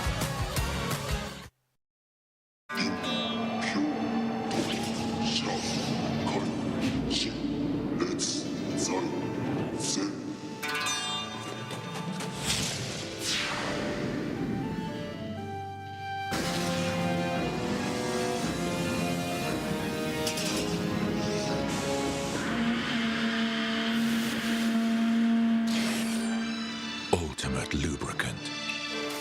Mortis. What's up, guys? It's Frederick Gaspo, and I use RSR suspension on all my drift cars. I love RSR. Iyo RSR Ichiban.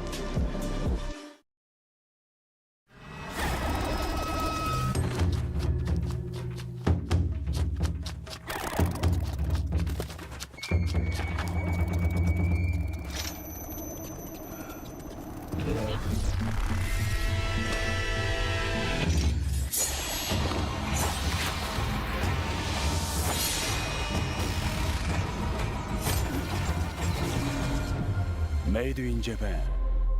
Breed.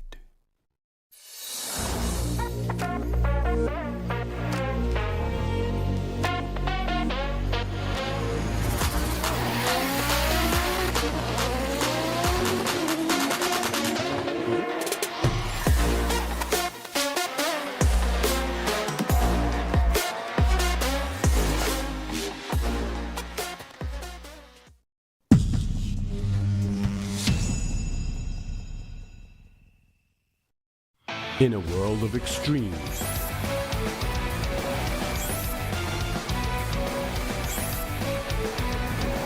this is where they're refined. The real deal.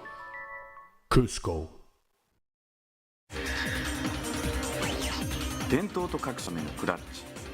オグロレーシングクラッチ。ORC。 From an early age, we race. It's part of who we are. It's in our DNA. For some, the need to keep pushing fuels our lives.